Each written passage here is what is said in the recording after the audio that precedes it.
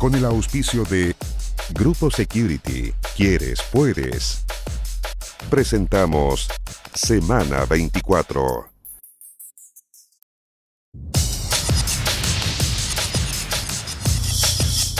Semana 24. 2016. Buenos días, comenzamos este Semana 24.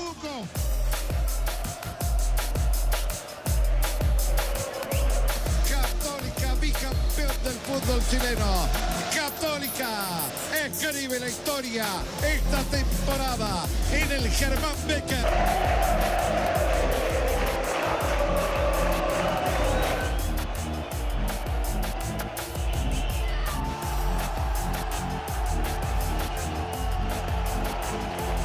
Buen día, comenzamos este Semana 24 con la imagen de la semana. Universidad Católica, bicampeón del fútbol chileno. Hace historia esta institución porque es primera vez que es bicampeón de manera consecutiva. Los cruzados se impusieron 2-0 en el Germán Becker y consiguieron este triunfo histórico al bajar su título número 12. Universidad Católica entonces consigue este triunfo histórico frente a Deportes Temuco en el Germán Becker por la última fecha del torneo de apertura 2016. Lo decíamos, es primera vez que los cruzados obtienen 2 títulos nacionales de manera consecutiva, llegaron a 31 puntos y se consolidaron como el mejor equipo del certamen.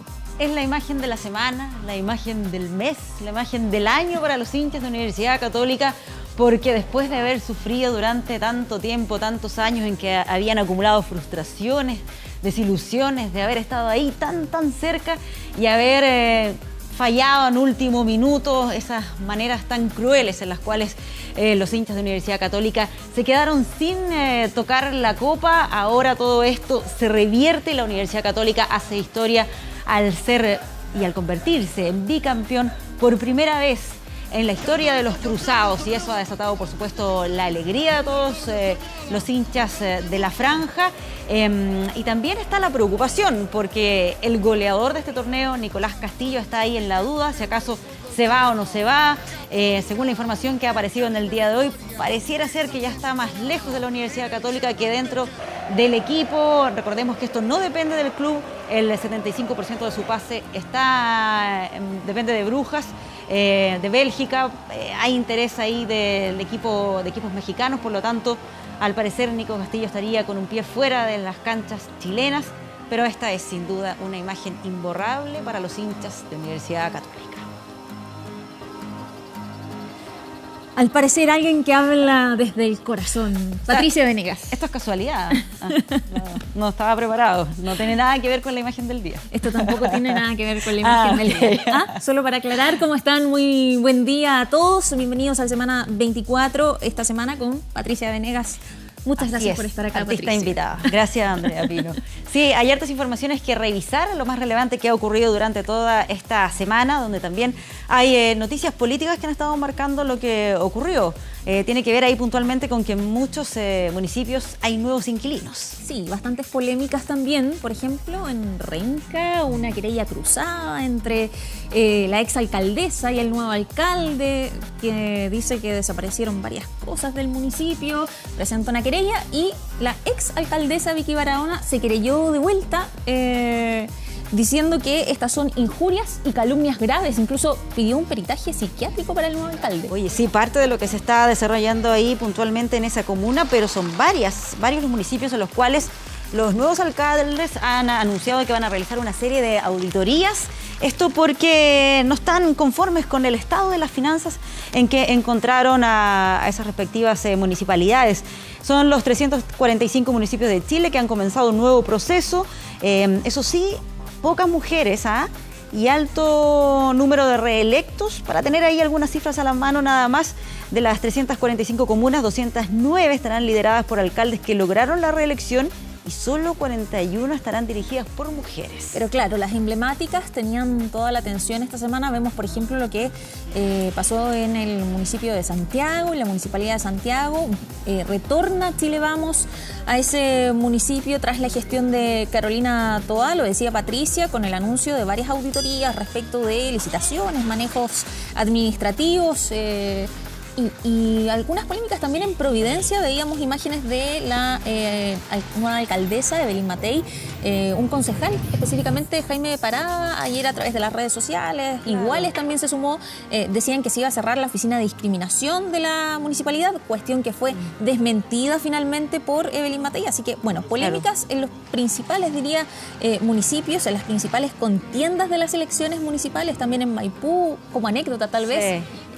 Katy Barriga subió un video a Instagram donde encontró una caja fuerte. ¿Verdad? En el baño. En el baño del municipio. Claro. Entonces, que fue bueno, muy sorpresivo. Oye, y varios también precandidatos presidenciales, aunque algunos todavía no lo oficialicen, pero se vieron ahí en los distintos actos de traspaso de mando en los municipios. Sí, dio para todo esta semana con este cambio de los alcaldes el día 6.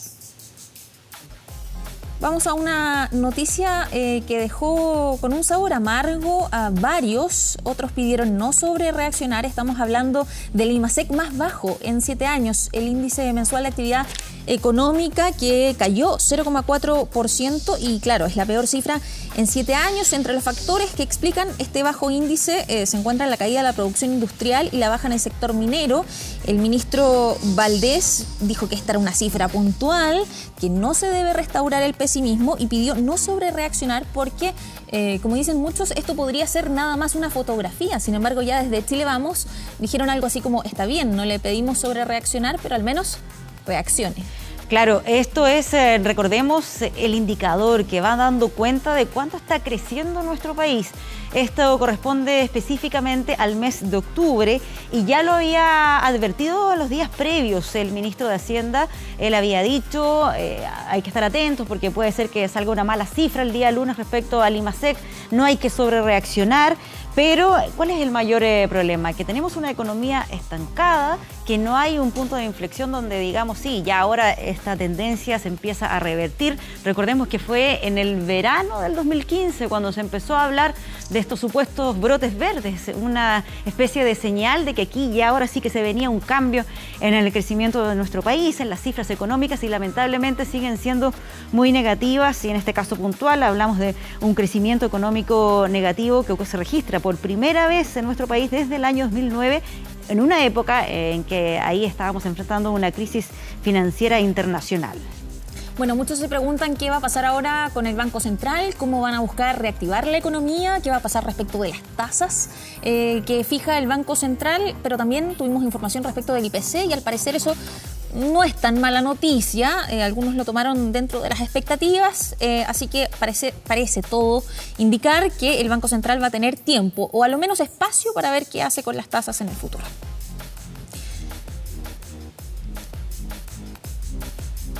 Vamos a otro de los temas de la semana, los correos electrónicos entre Bancard y Sebastián Piñera. Todo esto porque se conoció a través de un medio de comunicación, particularmente La Tercera, que no se habría entregado toda la información requerida, al Ministerio Público, particularmente los correos electrónicos que se había solicitado desde la Fiscalía.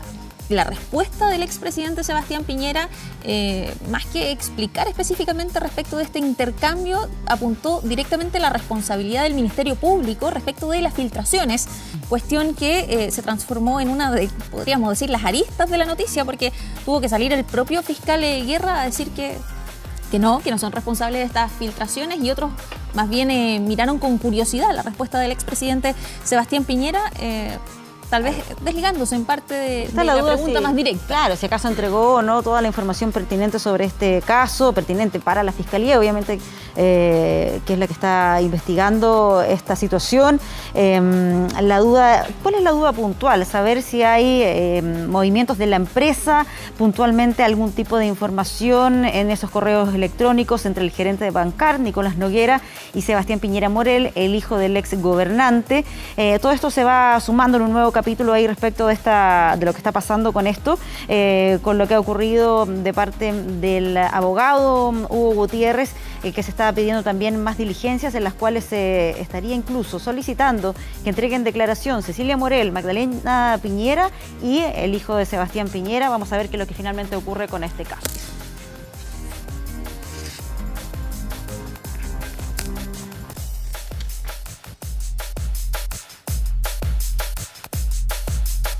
Bien, es parte de lo que ocurrió esta semana, pero no es lo único, porque con sorpresa muchos fueron testigos de algo tal vez inesperado, la detención de Alberto Chang en Malta, que la verdad nos hace preguntarnos qué va a pasar en el futuro. ¿Va a ser extraditado finalmente o no?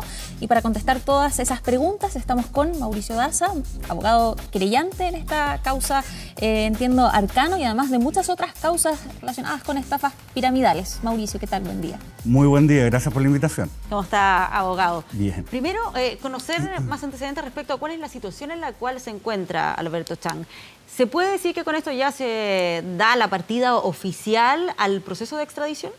Así es, lo que ocurrió acá fue básicamente el inicio del procedimiento formal de extradición a partir de la legislación de Malta, cuando la oficina del Procurador General de Malta, que es como el fiscal del Ministerio Público de ese país, el equivalente, recibe una petición de extradición del extranjero, entonces según la legislación interna tiene que despachar una orden de arresto, presentar los antecedentes al tribunal competente de Malta y ahí entonces se da luz verde al comienzo de este proceso, que va a tener varias etapas y que obviamente no es algo de un día para otro.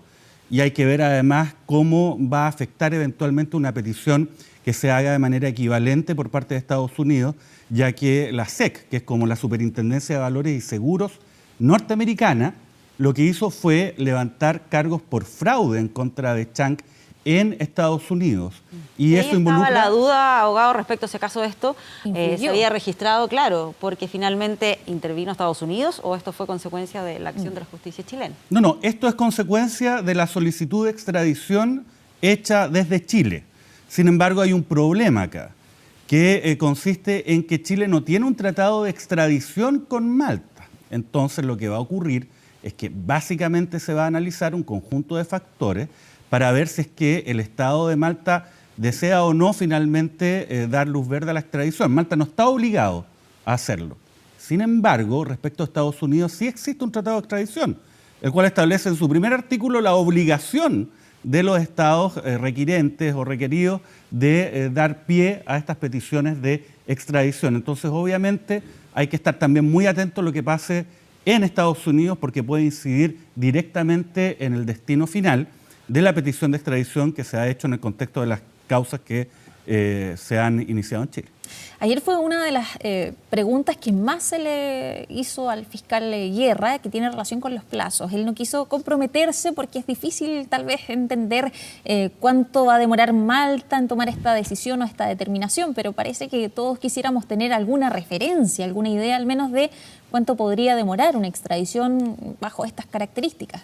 A ver, bueno, yo creo que a lo menos vamos a estar en esto un año.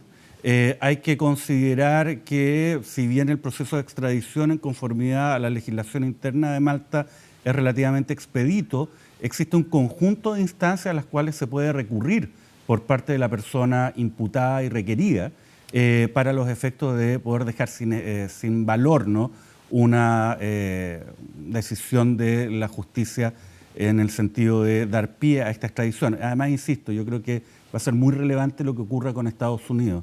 La verdad que si Estados Unidos solicita la extradición, esto en un contexto en el cual ya se presentó por la SEC los antecedentes a los tribunales norteamericanos y eso requiere una comparecencia necesariamente del imputado, ¿no? Obviamente podríamos quedar un poco al margen, en segundo plano, en la medida de que Malta sí tiene obligación de extradición con Estados Unidos. ¿Pero ahí qué pesa más? Sí, ¿se podría ser extraditado a Estados Unidos? Así es, el tema no es tanto si lo extraditan o no, sino a dónde. Claro. Y ese es un tema, ¿no? Pero hay que ver qué es lo que ocurre. La verdad que esa petición de extradición por parte de la justicia norteamericana aún es una situación incierta, ¿no? Pero es muy probable. Abogados, ¿qué pesa más? ¿Que exista ese tratado entre Estados Unidos y Malta, porque es un tratado bilateral el que tienen Sí, los dos? ¿Pesa más eso o que Chile haya sido el primer país que solicita la extradición? Bueno, eso lo tendrá que decir la justicia de Malta, pero en principio uno podría afirmar que debiese pesar más el tratado, porque el tratado establece la obligación entre los estados firmantes a dar la extradición, además en un procedimiento que es mucho más expedito que el procedimiento de extradición normal establecido en la legislación común de Malta. Lo pregunto porque entiendo que también hay un tratado más general que obliga a los países, que es el Tratado de Palermo, según ha aparecido mencionado en estos días, y que eso también obligaría en cierta medida a las naciones a establecer estos procesos de extradición.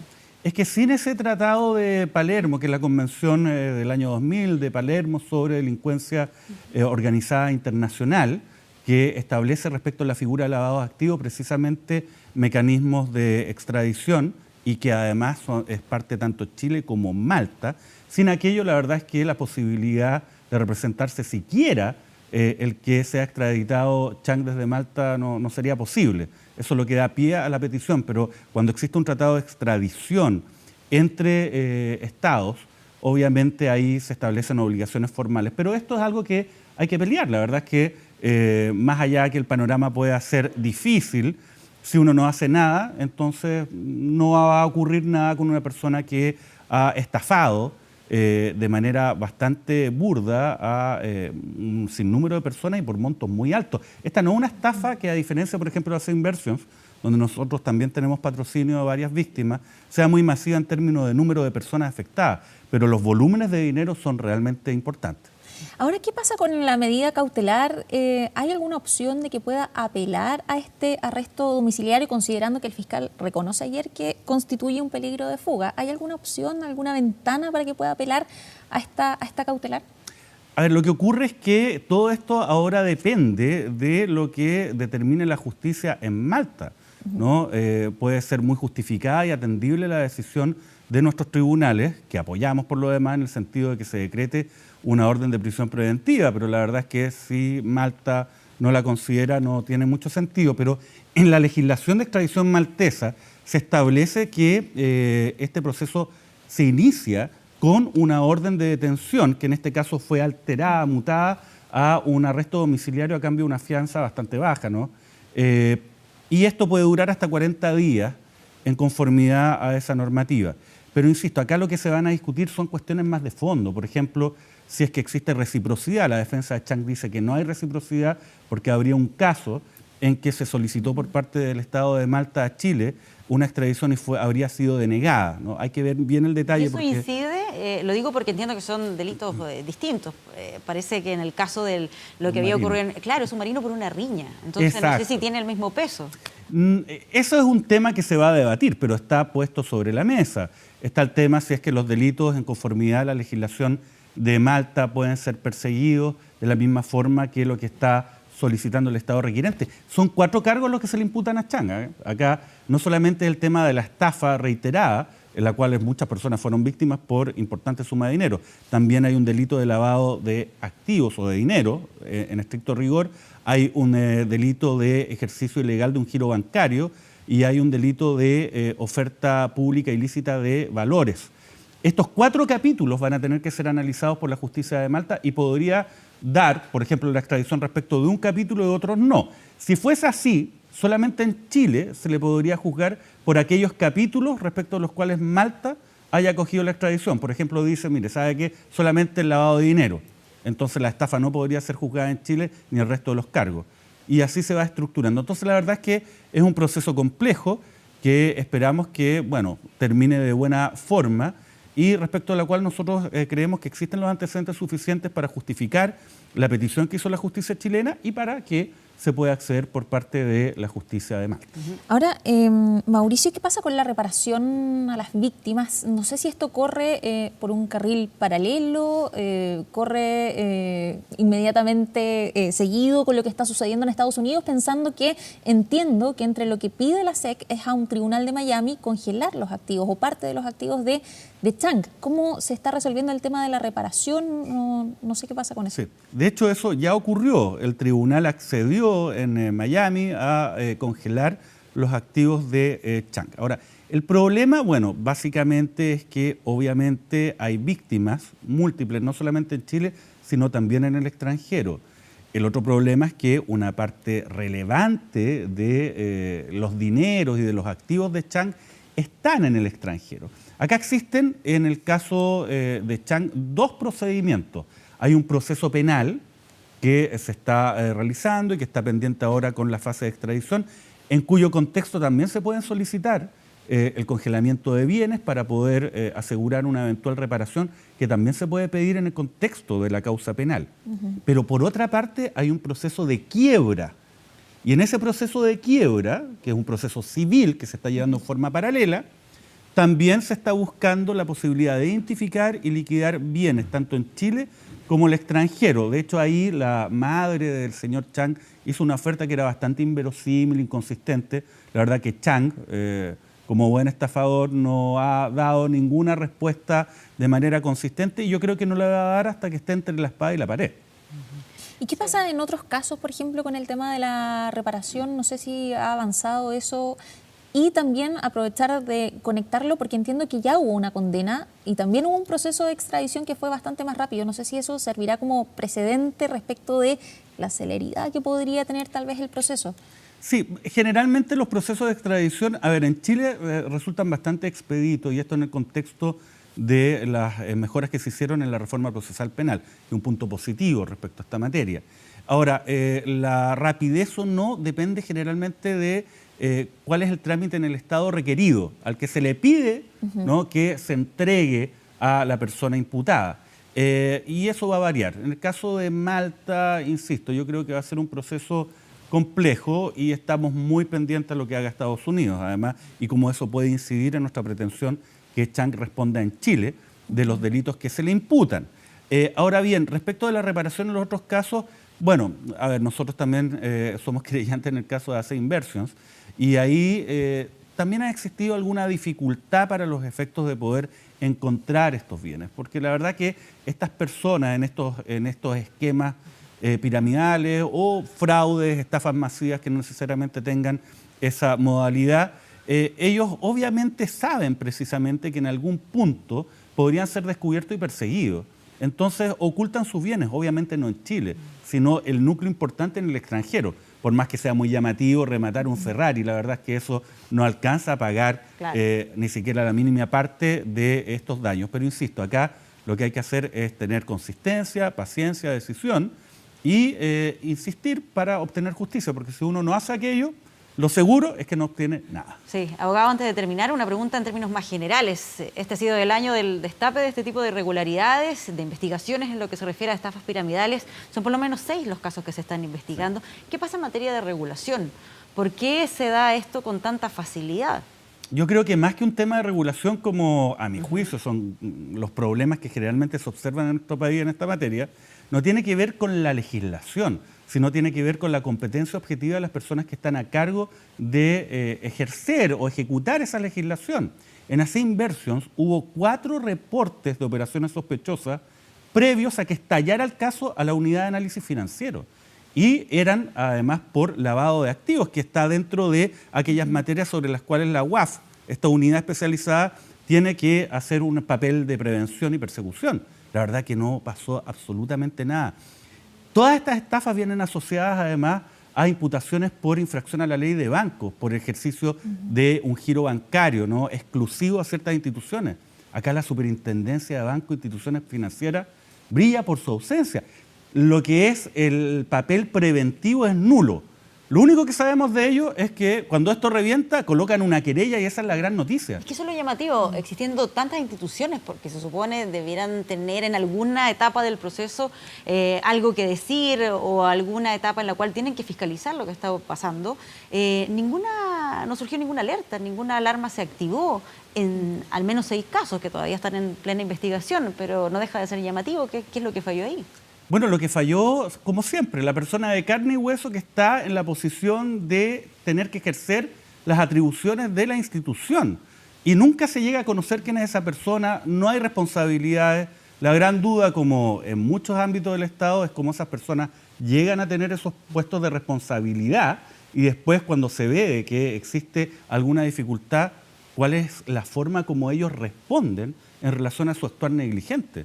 La verdad que eso hay una gran caja negra en la cual nadie se quiere meter demasiado, ¿no? Y esa falta de hacerse responsable de las negligencias y ese ámbito oscuro respecto de cómo se llega a esos cargos es lo que mantiene este círculo vicioso que probablemente va a terminar que estos casos no solamente se repitan, sino que no sean fiscalizados en el futuro. Bien. Abogado Mauricio Daza, gracias por acompañarnos acá. Muchas gracias a ustedes por la invitación, que estén muy bien.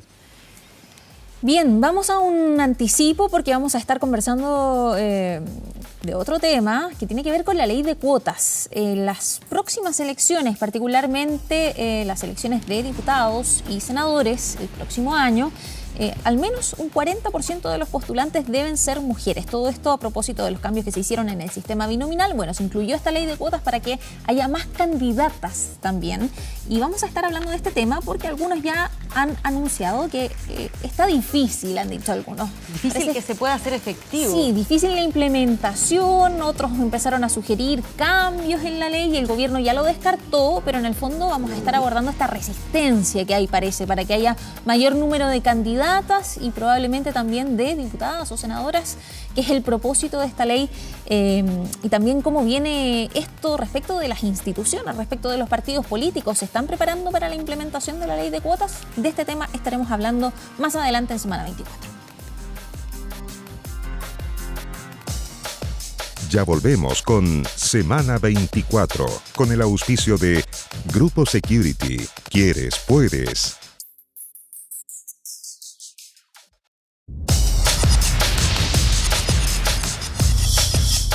Semana 24. Semana 24 y ya lo adelantábamos. Vamos a conversar sobre esta ley de cuotas que debiera tener su debut este año 2017 en las elecciones parlamentarias. Nos acompaña para conversar sobre este tema Marcela Ríos, quien es oficial de gobernabilidad del Programa de Naciones Unidas para el Desarrollo. Gracias, Marcela, por acompañarnos acá. Gracias a ustedes. Buenos días. Marcela, bueno, si uno mira la composición del Congreso, particularmente del Senado y de la Cámara, resulta evidente. Pero ¿por qué partir tal vez por lo evidente? ¿Por qué Chile necesita una ley de cuotas? Bueno, en muchos países que han tratado de enfrentar el tema de la subrepresentación de las mujeres han legislado las cuotas porque son un mecanismo que permite resolver uno de los problemas que está a la base de la baja representación, que tiene que ver con las prácticas de los partidos en los procesos de nominación. Los partidos siguen teniendo ciertos sesgos, digamos, y cuando vemos los datos tienden a nominar fundamentalmente hombres. De hecho, si vemos entre el 89 y el 2013, prácticamente el 85% de los candidatos fueron hombres. Entonces, si tú no intervienes en eso, que es la cantidad de personas que compite, no puedes resolver el tema de la baja representación. ¿Pasa algo parecido, Marcela, con lo que ocurrió recientemente en las elecciones municipales? Que yo sé que no está regido por este tema de la ley de cuotas, pero sí en línea con el análisis que tú haces. Según las cifras que yo tengo, hombres hubo 1.162 candidatos, y mujeres apenas 223. Y eso sí, después se traduce en que hay muy pocas alcaldesas. Sí.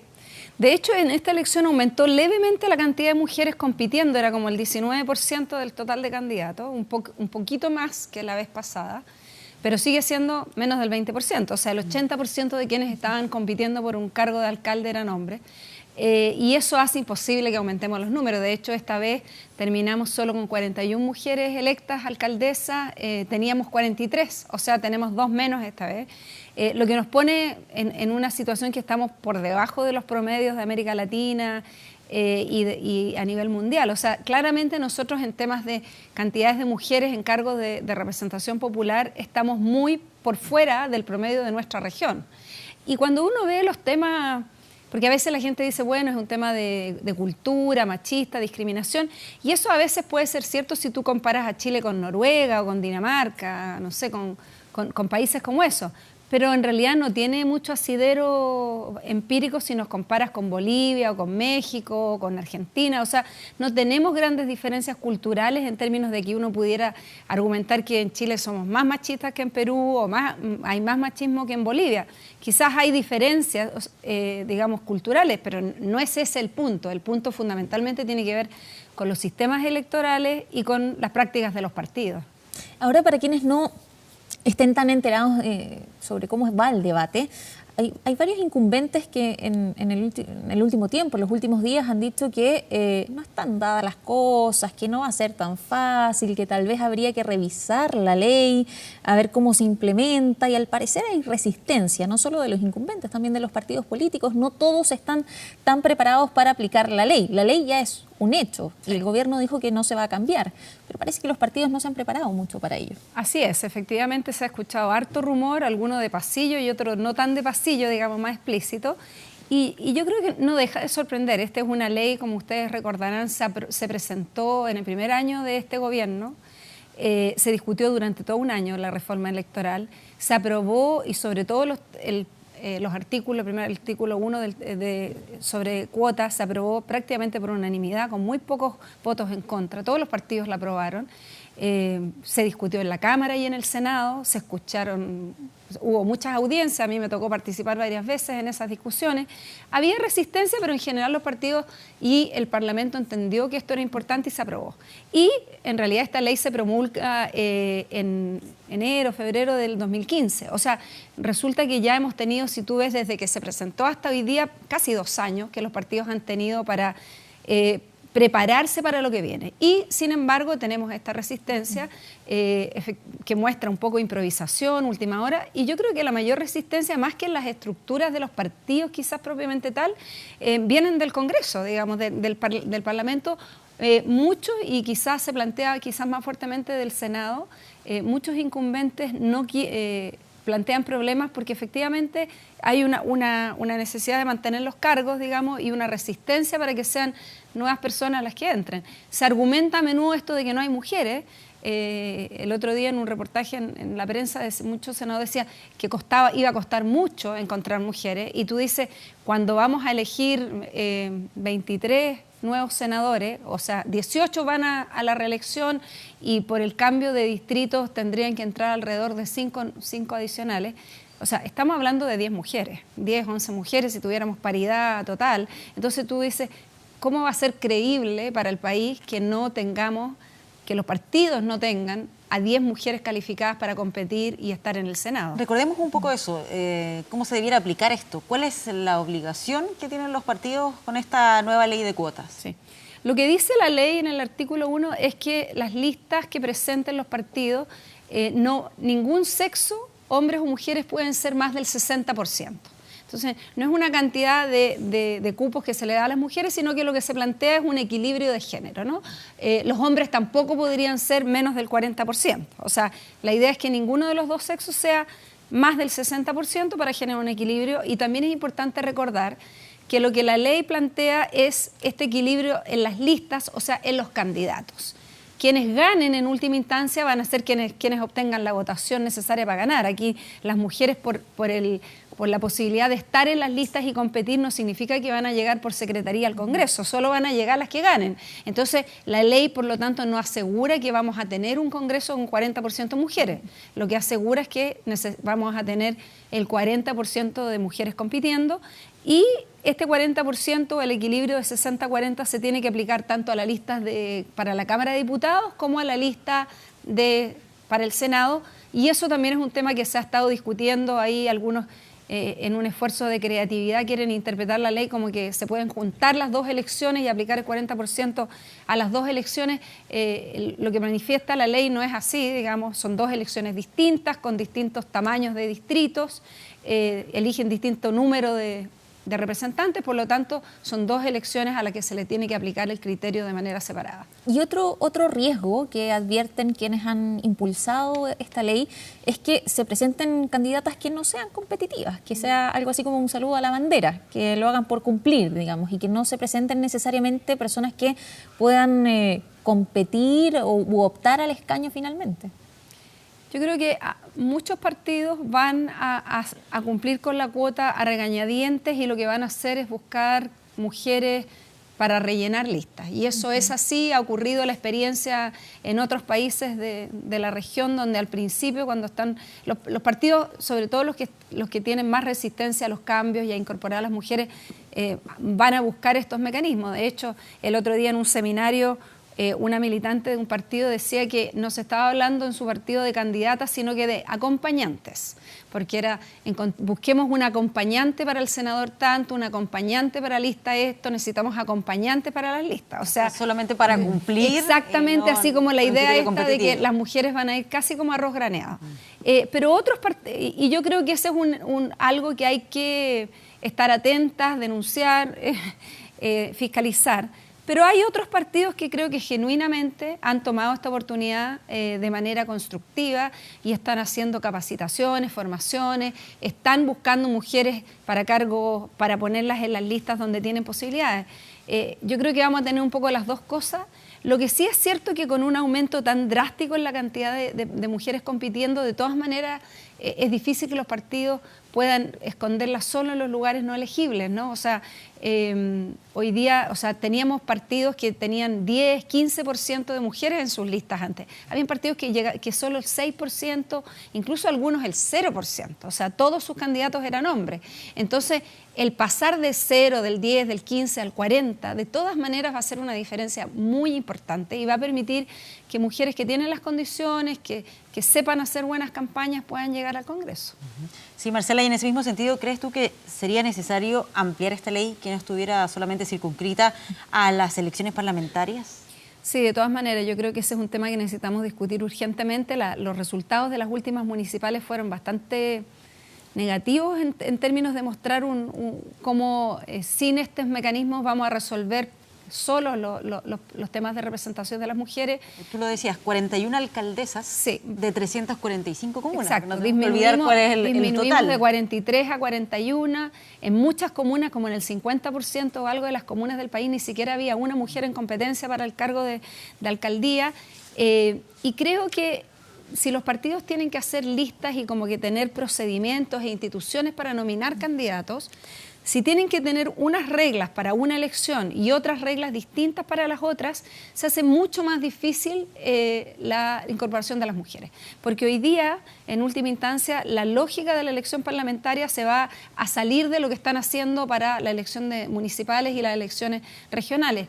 Creo que si fuera una exigencia para todas las elecciones plurinominales, que los partidos tuvieran que, o sea, siempre va a ser igual y van a tener que cumplir con este mecanismo como está ocurriendo en muchos países de la región. Esto se lograría institucionalizar más rápido y podríamos dar un salto, digamos, de manera más efectiva para ponernos a tono con el resto de la región. O sea, recordemos, por ejemplo, en Argentina tiene ley de cuotas desde el 91, 45% prácticamente hoy día de sus senadores son senadoras, digamos, en la Cámara de Diputados también están por sobre el 40%, en Perú están casi llegando al 40%, en México, en Bolivia, en Costa Rica. O sea, nosotros estamos claramente fuera de una tendencia importante que nos hace ver además, es además una realidad contradictoria con la idea que tenemos a veces de nosotros mismos de ser un país muy moderno, muy avanzado, y que en realidad cuando vemos estas cifras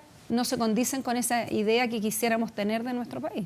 Ahora, desde el gobierno descartaron cambios. ¿Qué pasa con quienes insistan en esta interpretación mañosa de la ley? ¿A qué se exponen?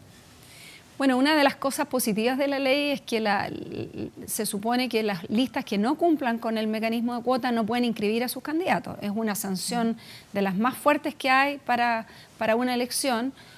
Lo que la haría una sanción muy efectiva. Lo que sí es importante tener en cuenta es que aquí el rol del CERVEL va a ser vital. O sea, es el CERVEL el que tiene que velar por que esto se cumpla, digamos, y por lo tanto el rol de fiscalización va a ser muy relevante. También estas interpretaciones creativas es el CERVEL el que tiene que en última instancia decir cómo se aplica la ley. Entonces, yo creo que acá nuevamente necesitamos un rol activo y proactivo del servicio electoral para atender estos temas con tiempo y que quede claro desde ahora y que no tengamos problemas una vez que se estén inscribiendo las listas, que tengamos que tener situaciones con partidos que a última hora tienen que quedar fuera de la elección por no cumplir con el mecanismo. ¿Cuáles son las sanciones a las que se arriesgan esos partidos que no cumplen? Bueno, no pueden inscribir la lista, no pueden participar de la elección. Lo que, como te digo, las sanciones económicas en estas materias han demostrado en otros países que no son muy efectivas. O sea, lo más efectivo es esto de que usted no cumple, no puede participar. Y lo que para un partido, o sea, dejarlo fuera de la competencia del Congreso es algo radical, digamos, y por lo tanto se espera que eso sea un fuerte incentivo disuasivo para no cumplir con el mecanismo. Perfecto. Bien, Marcela, te agradecemos la entrevista. Sabemos que la implementación viene, que el debate se ha instalado. Vamos a ver qué pasa con estos incumbentes que están insistiendo en alguna salida alternativa, en alguna opción. Así que vamos a estar muy pendientes del debate. Muchas gracias a ustedes por invitarme, y yo creo que es súper importante que los medios de comunicación se mantengan atentos a este tema, porque en la medida que se plantea el tema, estos incumbentes que están resistiendo van a darse cuenta que en realidad lo único que queda es cumplir con la ley. Claro, se puede ir monitoreando. Gracias por acompañarnos, Marcela. Gracias. Vamos a revisar el pronóstico del tiempo para los próximos días en la capital, con imágenes de la Unidad Operativa de Control de Tránsito, una de las calles más transitadas de la capital de fondo, con bastante tránsito para hacer un fin de semana largo. No hay lluvia en el horizonte, después de lo que pasó en este viernes invernal. 26 grados se esperan para el día de hoy como temperatura máxima acá en Santiago, y de hecho para los próximos días también se espera bastante calor. Sí, fue una lluvia sorpresiva, pero van a retornar las altas temperaturas este domingo, una máxima de 29, todos los próximos días completamente soleados, y probablemente una jornada de más calor el próximo martes y el próximo miércoles, con máximas de 31 y 32 grados respectivamente. Claro, solo recordar lo que está avisando la Dirección Meteorológica de Chile: precipitaciones para la región de Magallanes y la Antártica chilena, en el sector Torres del Paine para los próximos días, así que es el aviso que está entregando la Dirección Meteorológica, en contraste con lo que va a pasar acá en el sector centro de nuestro país, donde se espera muchísimo calor para los próximos días. Fue un agrado en todo caso la lluvia. Sí, fue como una pausa. Es una pausa refrescante. Estoy de acuerdo contigo, André.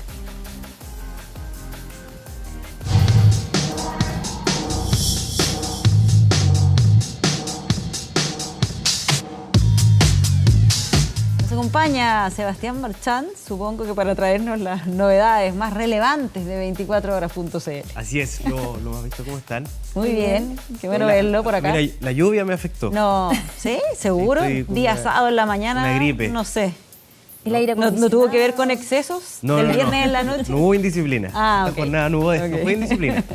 Oye, les quiero traer lo más visto y lo más comentado de 24horas.cl. Lo más buscado durante esta semana fue, tiene que ver con las cajas de compensación, esta devolución de excesos, porque se dio a conocer durante la semana que las cajas de compensación están entregando entre 32.000 hasta $1.000.000 de pesos en excesos.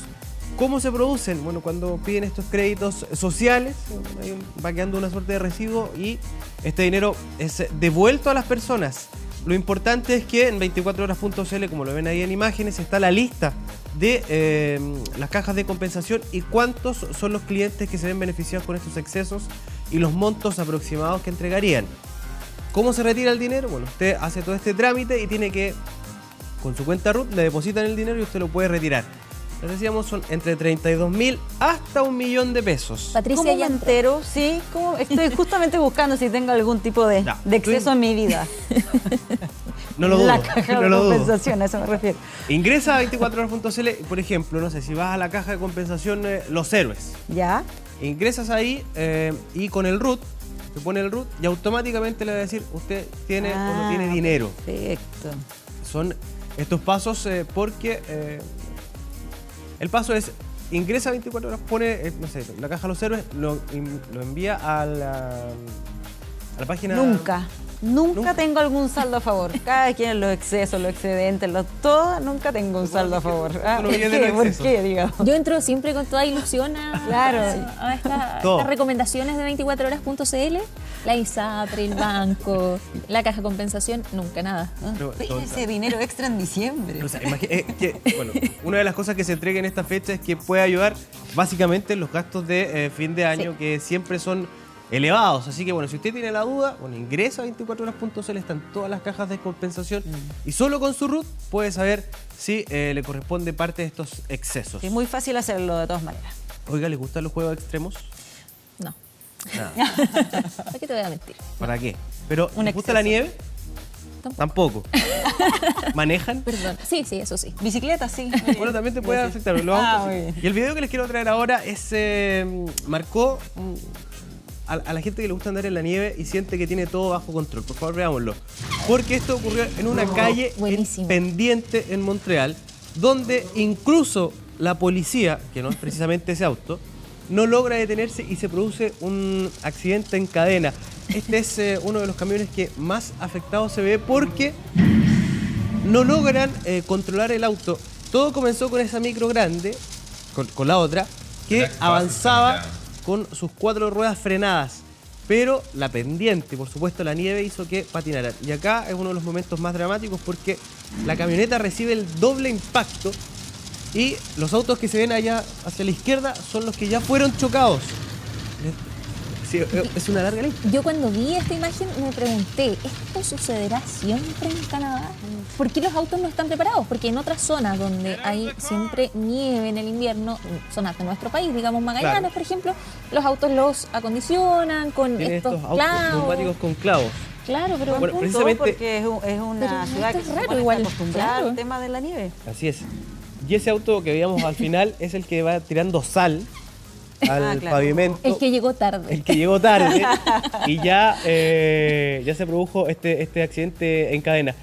El video es bastante largo, pero el inicio uno puede ver que hay un semáforo en la parte alta de esta calle donde los autos no quieren avanzar. Porque vieron esta reacción en cadena que se produjo por esta serie de choques. Ahí atrás, ¿eh? No Claro. quieren moverse, quieren estar ahí lo más quietos Expectantes. posibles para arrancar por último Sí. de ese lugar. Bueno, el video completo lo pueden ver en 24horas.cl y Mira. solo les cuento que ya tiene más de 1 millón de reproducciones en sí. un par de días nomás. Mira, al menos avanzaban a poca velocidad Sí. y eso impide que se hayan registrado, me imagino, personas heridas. No hubo heridos afortunadamente. Incluso la gente está en el borde ahí con sus dispositivos grabando porque es casi un espectáculo terrible.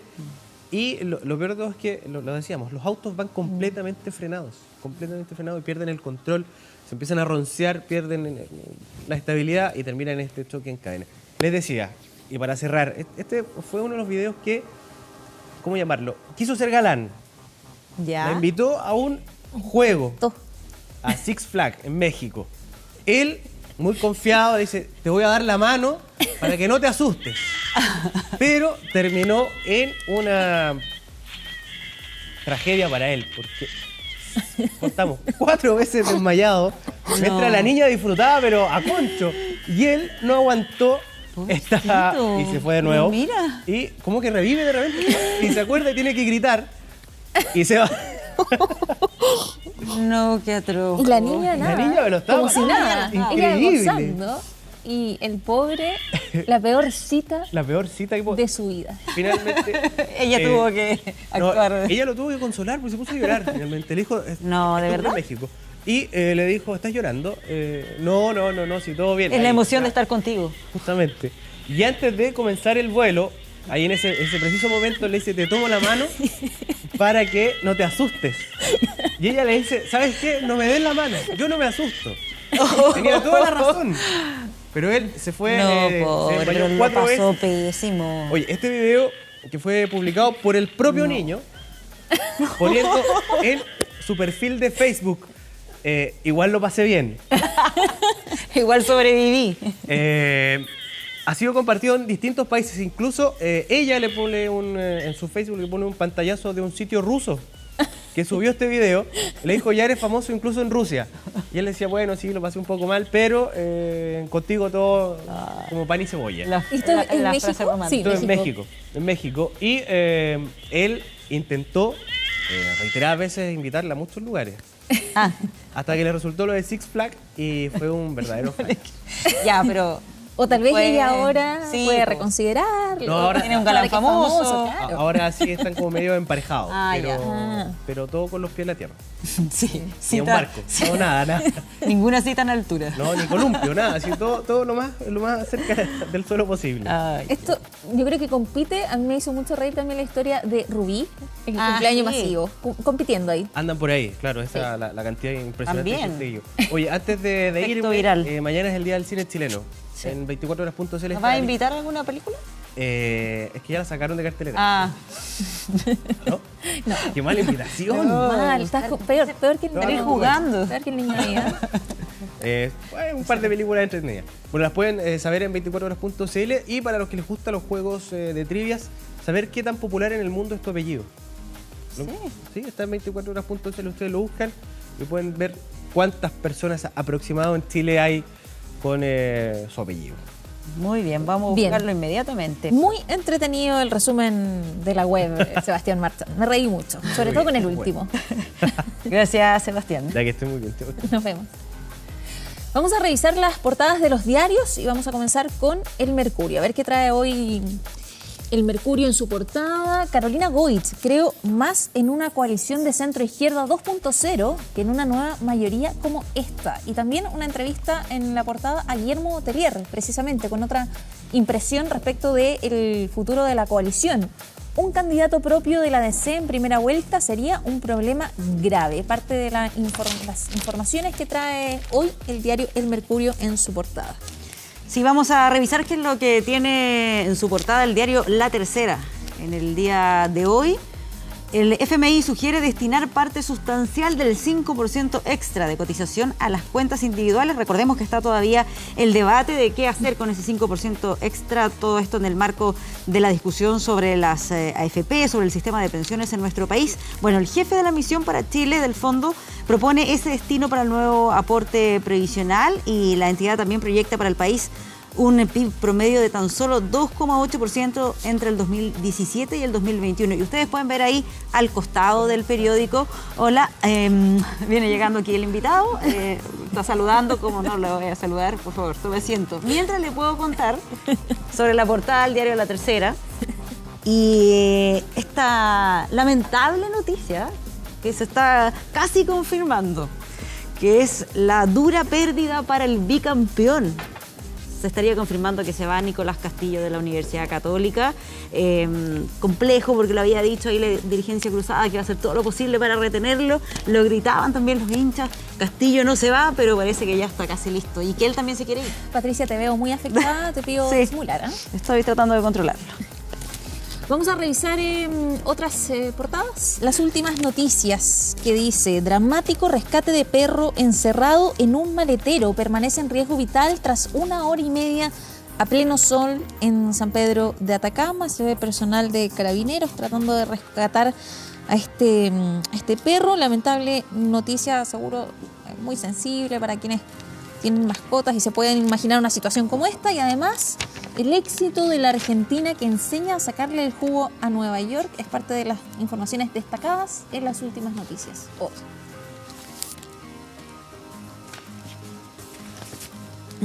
Y bien, finalmente tenemos la cuarta con esta declaración que no sé si a alguien le habrá sorprendido. Me he retocado y qué, ha dicho Camilo VI, hablando en profundidad de su enchulamiento, es el concepto que utiliza aquí el diario La Cuarta. Habla también sobre la canción que le canta con el Papa Francisco, no tenía idea que tiene una canción con el Papa Francisco, y su concierto en Chile, claro. Y ahí respondió, porque hace rato que le andaban preguntando a Camilo VI si es que se había hecho algún tipo de arreglo, porque su rostro había mostrado ciertos cambios. Claro, y aquí lo reconoce y con un desafiante ¿y qué? Planteando entonces que efectivamente sí se ha hecho algunos cambios. Aparece aquí también una historia, mira, de un profe gringo con pulento doctorado que anda en la calle como indigente. Está la historia adentro que también da cuenta del cambio de vida que tuvo un profesor y que está en nuestro país y en situación de calle. Sí, una situación bien compleja, una persona con un currículum bien importante, académico, científico, entiendo, y está pasando por una situación bien compleja y a lo menos llamativa, considerando de nuevo la experiencia laboral que tiene, no sé, en docencia, en academia y está... Biólogo molecular que terminó en la calle, claro. Una situación bien complicada. Exalumnos universitarios están en campaña para ayudar a este profesor que circula por ahí en ciertos sectores del centro de Santiago. Está toda la historia aquí al interior del diario La Cuarta y solo mencionar el otro titular: lo pillaron chanchito, encerrado en su depa, vinculado a lo que pasó con Alberto Chanc. ¿Vamos de estas portadas a otras portadas? Vamos de las portadas de los diarios de hoy a las portadas de tu vida, porque vamos a hablar de un emprendimiento bien interesante. Vamos a seguir en la portada de los diarios, pero portadas históricas y que tienen relación con nuestra historia personal. Estamos con Matías Zurita, director de las portadas de tu vida, que nos va a contar más respecto de esta empresa, de este emprendimiento, y al menos destacar al tiro, tal vez uno de las portadas de La Cuarta más recordadas: Le hizo el amor a un rodamiento. Es una portada histórica, muy en el tono de La Cuarta, y le vamos a preguntar de inmediato a Matías, que nos cuentes más respecto de esta empresa, dónde encontramos este tipo de portadas, cuáles son las más requeridas. ¿Cómo estás? Muy buen día. Bienvenido a Semana 24. Muy buenos días. Te cuento, nosotros, las portadas de tu vida es un emprendimiento patrimonial que recupera portadas de periódicos impresos en Chile como una forma de rescatar la memoria personal, la memoria colectiva. ¿Qué ocurría en Chile el día, por ejemplo, del Mundial del 62, del plebiscito, cuando Neruda fue el premio Nobel, etcétera? Nosotros, habitamos redes sociales, @vida en portadas en Twitter y Facebook e Instagram, las portadas de tu vida. Ahí nos pueden encontrar. Me imagino que mientras Patricia ahí revisa el material, viendo el detalle, me imagino que tienen portadas muy requeridas, algunas que no tienen necesariamente relación con los días que a uno le interesan más personalmente, sino que más bien con hitos del país. No sé cuáles son las más requeridas, tal vez, si nos puedes... Mira, nosotros tenemos dos servicios. Uno principal, como tú comentas, son las portadas históricas, los hechos más relevantes de la historia de Chile. Cuando Neruda ganó el premio Nobel, el voto femenino, por ejemplo, en el año 49, Colo-Colo campeón de la Copa Libertadores, es una de las más pedidas, por ejemplo, en el diario La Cuarta, que es esta, no sé si se puede mostrar acá. Copazo histórico tituló, el 6 de junio de 1991. Las portadas de el plebiscito, etcétera. Matías, ¿cómo lo van haciendo? ¿Van ustedes indagando, buscando dónde está esa portada? ¿Cómo llegan a ella cuando son muy antiguas? Sí, mira, tenemos la suerte de tener una institución maravillosa que es la Biblioteca Nacional, donde están todos los periódicos impresos en Chile, el depósito legal. Y además, nosotros también coleccionamos portadas. Por ejemplo, en el Persa Bio Bio uno puede encontrar tesoros tirados en la calle de portadas, de hecho muy relevantes. Además, nosotros tenemos nuestra propia colección, etcétera. Pero además de esto, de las portadas históricas, las personas pueden pedir también una portada relevante en su propia historia. Por ejemplo, el día que nació tu padre, que nació tu madre, etcétera. O en ese caso también, si la persona nació en Concepción o en Arica, buscamos alternativas del diario El Sur, por ejemplo, o de la Estrella de Arica. Sí. Ya, de medios regionales. Exacto. Finalmente, ¿cuál es la portada de tu vida? La que haya marcado ese momento, y se convierte en un objeto de diseño. Los periódicos están en todas partes. En nuestra casa tenemos periódicos para hacer el asado, para limpiar los vidrios, para envolver las paltas, y nosotros consideramos que finalmente las portadas tienen un pedacito de historia. Van guardando, digamos, es como nosotros nos contamos la historia en el día a día, y eso tratamos nosotros de darle valor y restituirle su valor original, transformándolo en un objeto de diseño y decoración. La más pedida es la de Colo-Colo, y después Después viene, Allende Presidente, del diario Clarín, que tiene una frase muy bonita que dice: el pueblo arrasó en los reductos momios. Clarín, un diario que no existe. Y que pasa algo bien interesante ahí, porque los niños cuando hoy día se acercan, yo por ejemplo tengo un hijo y una hija, cuando se acercan miran un titular y dicen momios. ¿Qué significa eso? No entienden, porque hay una evolución en el lenguaje que se va modificando y que está presente en las portadas.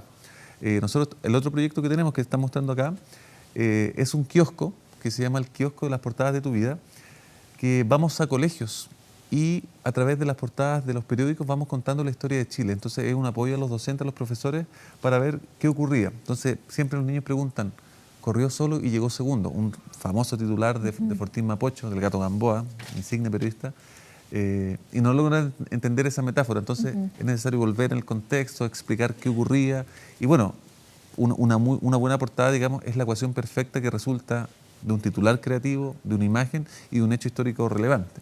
Matías, vamos a hacer una pausa en la entrevista porque tenemos información de último minuto. Vamos a seguir con la entrevista y más adelante seguramente vamos pendientes de lo que está pasando a esta hora por este incendio de un camión que transportaba cilindros de gas y que luego explotó. Queremos saber más antecedentes al respecto. Vamos a estar en algún ratito más ahí con Pamela Araya, que está en el lugar reporteando, pero antes de eso preguntarte, ¿cómo se te ocurrió esta idea? ¿Cómo surgió esto de empezar a recuperar este patrimonio que son las portadas de los diarios? Mira, de una casualidad y una oportunidad que vi en su momento. Yo soy periodista y estaba hace 8 o 10 años haciendo mi tesis de pregrado en la biblioteca, y tenía un cumpleaños a las 7:30 de la tarde. Entonces, después de haber estado todo el día, yo no tenía regalo. Y estaba viendo portadas y de repente dije, mira, acá esto podría convertirse en un objeto de regalo muy, muy bonito. Llevé, que es la portada que está acá abajo, que dice Allende Presidente, el diario Clarín, y fue muy bien recibida. Bueno, éramos todos periodistas, entonces nos quedamos pegados, digamos, en la portada, analizando la imagen, los pies de foto, por ejemplo, de cómo se utilizaba el lenguaje, etcétera. Y en ese momento quedó la idea, hace 8 años. Y hace un año aproximadamente, a propósito de una lesión en mi rodilla, estuve 6 meses con licencia y dije, bueno, necesito algo para utilizar la cabeza, digamos, durante este periodo. Así que dije, bueno, vamos a tirar para adelante con el proyecto y ha resultado bastante bien. Sí, entiendo que ahora sí vamos a tomar contacto con Pamela Araya, que está ahí en la Ruta 68, para que nos cuente más detalles sobre lo que ha ocurrido con esta impactante imagen que estuvimos revisando hace algún rato atrás con respecto a este accidente. Pamela, cuéntanos. Hola, sí, estamos acá precisamente en el lugar donde se produjo este accidente, volcamiento de este camión de la empresa Bastible y posterior explosión de todos los cilindros de gas que estaban en el interior, aproximadamente 400. Pero queremos saber más detalles, con quién ha liderado todo este equipo de control de esta emergencia, con el comandante Orlando Godoy, quien de la compañía de Quinta Normal, que nos va a decir más o menos qué ocurrió. Bueno, primero, los primeros antecedentes respecto de esta situación, por qué se produce, me imagino que están investigando, pero lo que ustedes saben hasta el momento. Bien, buenos días. Primeramente que nada, ¿cierto? Aquí tuvimos un volcamiento de un camión que transporta cilindros de gas, ¿cierto? Tanto de 15 kilos, de 11 y de 5 kilos. Lamentablemente en la curva se perdió el equilibrio, ¿cierto? Se provocó el volcamiento, producto del volcamiento cayeron los cilindros, se rompieron las válvulas de seguridad, escapando el gas y las propias chispas, ¿cierto? Produjeron la ignición. Aquí realizamos un trabajo de contención, primeramente con agua, para bajar la temperatura, para evitar de que se produzcan mayores explosiones, que se llaman bleve, que es cuando, en este caso, el líquido, ¿cierto?, que el gas comienza a hervir con el fuego que está a su alrededor. Una vez que evitamos eso, nosotros comenzamos a expandir espuma para evitar de que se produjera ningún tipo de ignición propiamente tal que pudiera salir de repente. Ahora, por suerte, no tenemos ningún tipo de personas lesionadas, ni civiles, ni bomberos. Y ahora estamos trabajando en el proceso de mantención en el sentido de separar los cilindros que ya explotaron, los cilindros que tienen escape aún, ¿cierto?, que son bastantes, y los cilindros que están sin fuga.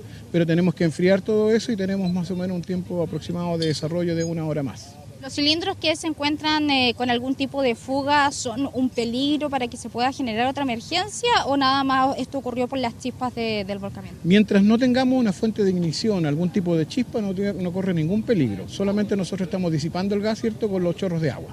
Comandante, ¿qué pasó finalmente con el conductor y con los encargados de descarga, con los peonetas que iban en el camión? Al minuto del accidente venían 2 personas, uno el conductor y el pioneta, y según información del teniente coronel de Carabineros, me dijo que habían sido trasladados a la 26 comisaría sin ningún tipo de lesiones, por suerte. Usted que tiene experiencia en este tipo de materias, ¿cómo finalmente 2 personas logran escapar? Porque me imagino que es un hecho muy rápido.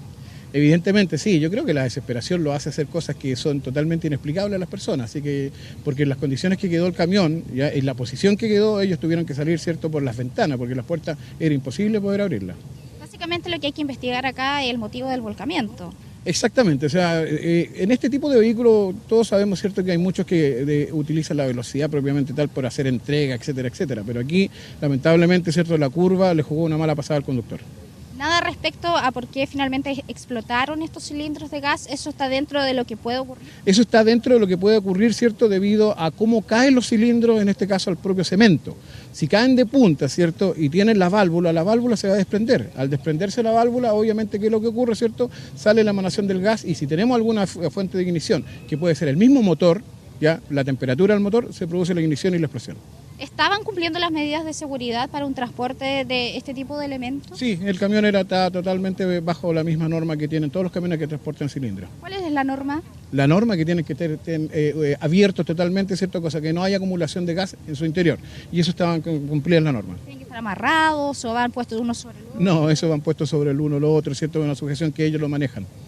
¿Ya? Muchas gracias, comandante. De nada, ahí estábamos entonces con el comandante de bomberos de finalmente la compañía de Quinta Normal. Nos vamos a trasladar nosotros para poder mostrarles de cerca cómo quedó finalmente este camión que trasladaba estos cerca de 400 cilindros de gas, que de inmediato, bueno, generó cortes de tránsito en la ruta 68 y también gran congestión vehicular en Vespucio. San Pablo también afectado porque se produce justo en esta intersección de Vespucio con San Pablo. Ahí entonces nuestro compañero de equipo les está mostrando básicamente cómo quedó, completamente quemado. Uno cuando ve la imagen obviamente no quiere dar opiniones, pero a mí lo que me sorprende es que el conductor y también los encargados de descarga se hayan salvado ilesos de esta emergencia. Alguna lesión leve, pero su actuar fue muy rápido para poder salvar con vida y sin mayores problemas. Incluso por eso fue que Carabineros los trasladó hasta la 26ª comisaría para ir a realizar también las investigaciones correspondientes. ¿Qué pasó con ellos? Pero básicamente es la imagen lo que da cuenta de cómo ellos finalmente pudieron salvar sin ningún problema. Bueno, el camión está acá, obviamente se tiene que hacer luego que ya sean enfriados todos los materiales, también enfriados estos cilindros de gas. Obviamente después de aquello se va a proceder a retirar con una grúa los restos finalmente de esta maquinaria, porque ya no podemos hablar básicamente de un camión, sino de lo que ha quedado luego de este estallido de este camión, que eso sí cumplía con todas las medidas de seguridad. Ahí entonces están haciendo algún tipo de sellado. La verdad es que no lo sé, le voy a preguntar al joven. Joven, ¿cómo está? ¿Qué está haciendo usted con esto? Es para detectar si hay fugas. Si hay fugas. Correcto. ¿Qué elemento es el que le está poniendo al inicio? Es agua jabonosa. Agua ¿Ya? jabonosa. ¿Y cómo se detecta si hay fugas? ¿Qué tiene que hacer usted? Este tiene fuga, mire. Ya. La verdad es que yo no comprendo mucho dónde usted puede ver la fuga. Ya. Permiso que voy a seguir. Ya, ahí pero está, estos entonces son con hacen una fuga. especie de globito entonces Correcto. cuando tienen fuga. ¿Y cómo lo hacen? ¿Qué tienen que hacer ahora con estos...? Vamos a retirarlo, vamos a alejar de esta zona. Ya, pero no tienen peligro de estallido. No, porque tienen poca presión. Joven, lo molesto con su nombre, por favor. Daniel, ¿Su apellido? no se lo puedo dar. Muy bien, muchas gracias Daniel por su disposición. Le agradecemos a este joven trabajador porque sabemos muchas veces que tienen restricción para hablar en estas materias. Sin embargo, él fue muy gentil y nos explicó básicamente lo que estaba haciendo para complementar lo que había dicho Bomberos, de qué pasa con estos cilindros con fuga. Allí los están retirando entonces para que no sea ninguna especie de peligro, a propósito de la fuga, por supuesto, en tema de lo que puede ser la contaminación de quienes tienen que respirar en este lugar. Pues bien, le hemos mostrado en vivo entonces lo que está ocurriendo a esta hora con esta emergencia que se produjo acá en la ruta 68 con este impresionante explosión de este camión de abastible que trasladaba cerca de 400 cilindros de gas licuado. Sí, que afortunadamente no se registró ningún herido. Pamela, solo me queda una duda. ¿Qué pasa ahí con los cortes en la ruta 68?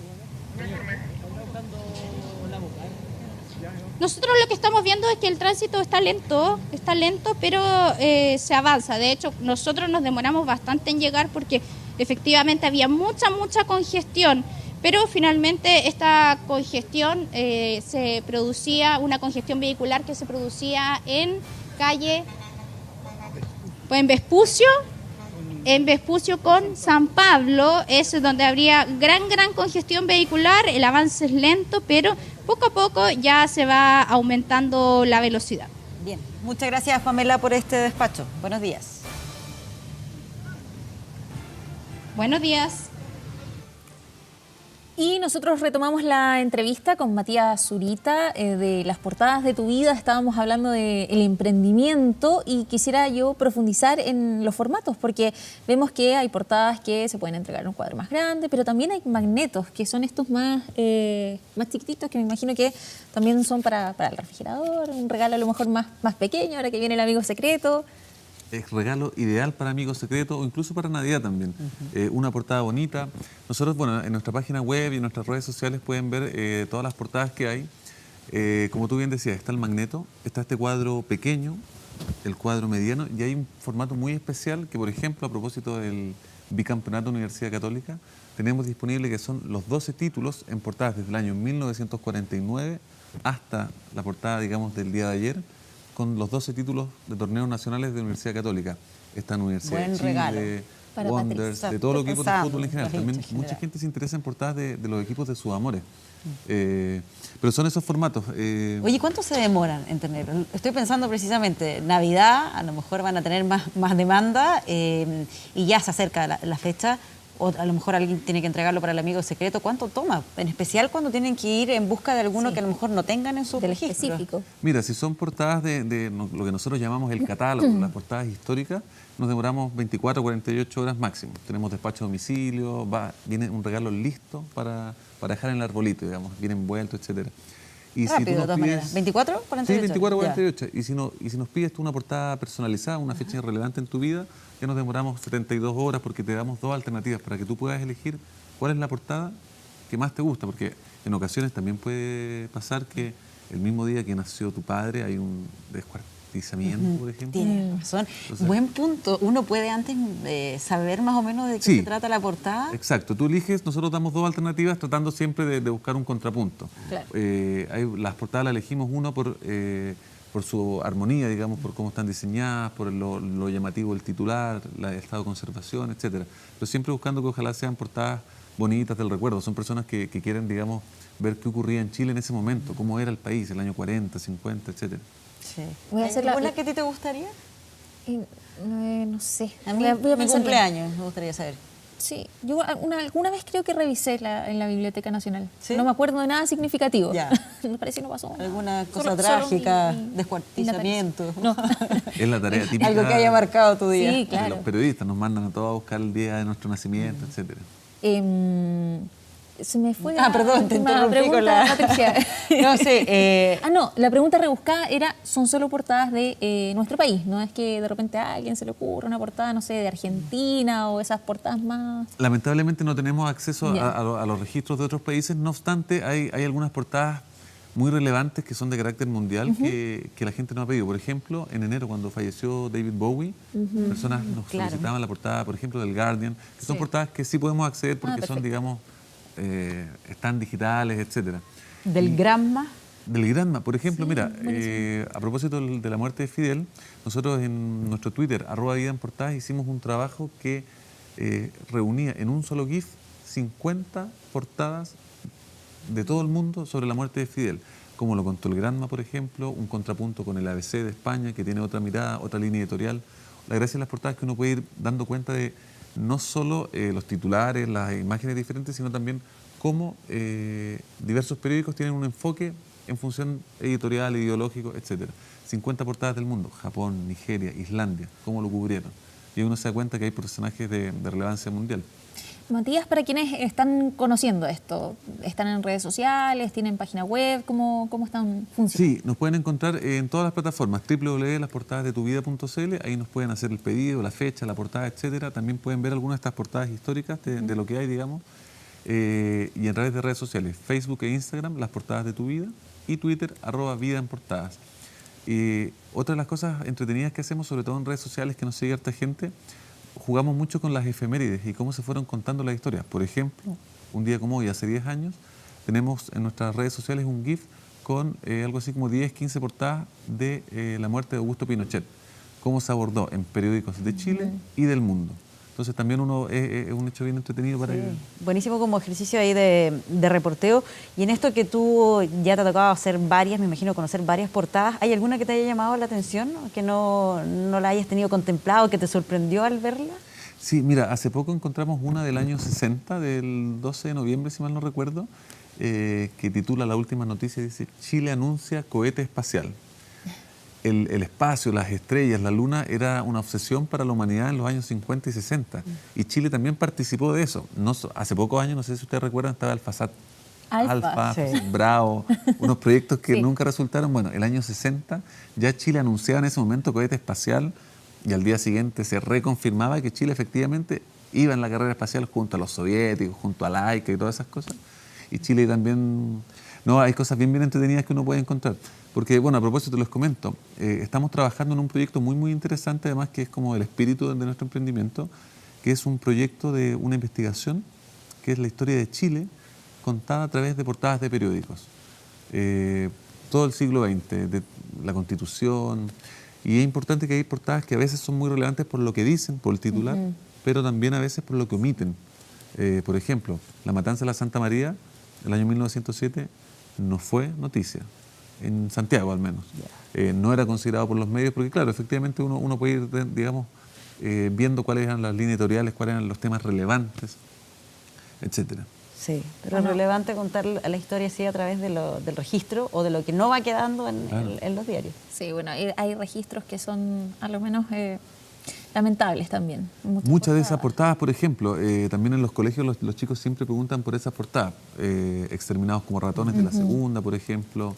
Otro titular de la última noticia, óptimo trato a presos políticos. No hay tales desaparecidos, tituló en otra oportunidad, y etcétera. Entonces, es importante volver en la historia para que se pueda dar cuenta que efectivamente los periódicos es la forma en cómo nosotros nos vamos contando nuestra historia. Sí. Ustedes comentaban las portadas de hoy día.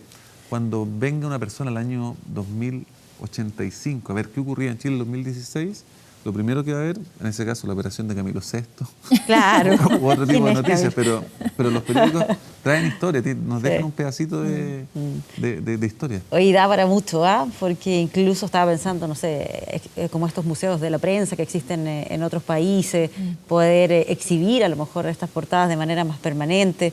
O sea, se abre ahí un montón de posibilidades de proyectos también en este mismo sentido. Sí, mira, hicimos hace muy poco tiempo con la Universidad de las Américas, a propósito de los 15 años de su escuela de periodismo, hicimos una exposición seleccionando las principales portadas de la segunda mitad del siglo XX. Y se da algo muy, muy entretenido, la interacción que tienen las personas con las portadas de periódicos. Hace unos días una persona se emocionaba al ver una portada del plebiscito, adiós general, adiós carnaval. Y él efectivamente comentaba que él había luchado porque ganara el no, había sido vocal de mesa o vigilante, etcétera. Entonces las portadas evocan ciertos recuerdos y las personas le generan sentimientos, qué es lo que hacían ellas cuando pasó. Pero sí, las portadas, estamos trabajando en el libro, tenemos este kiosco, y la gracia es que además el kiosco de las portadas, las personas también pueden ir adaptándolo a sus requerimientos. Por ejemplo, estamos trabajando ahora uno que son puras portadas de los campeones del fútbol chileno. Entonces, montar el negocio y uno puede ver desde el año 33, cuando Magallanes fue campeón, hacer un recorrido por todos los equipos, Audax, Everton, que tuvieron en su momento su gloria, y también tenían sus portadas como equipos campeones. Genial. ¿Un amigo secreto de Patricia?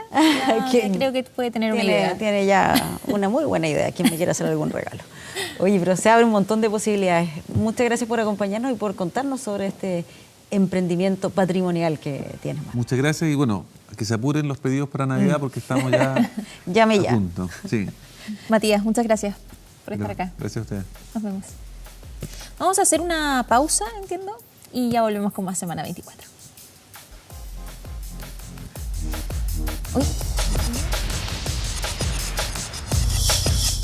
Semana 24.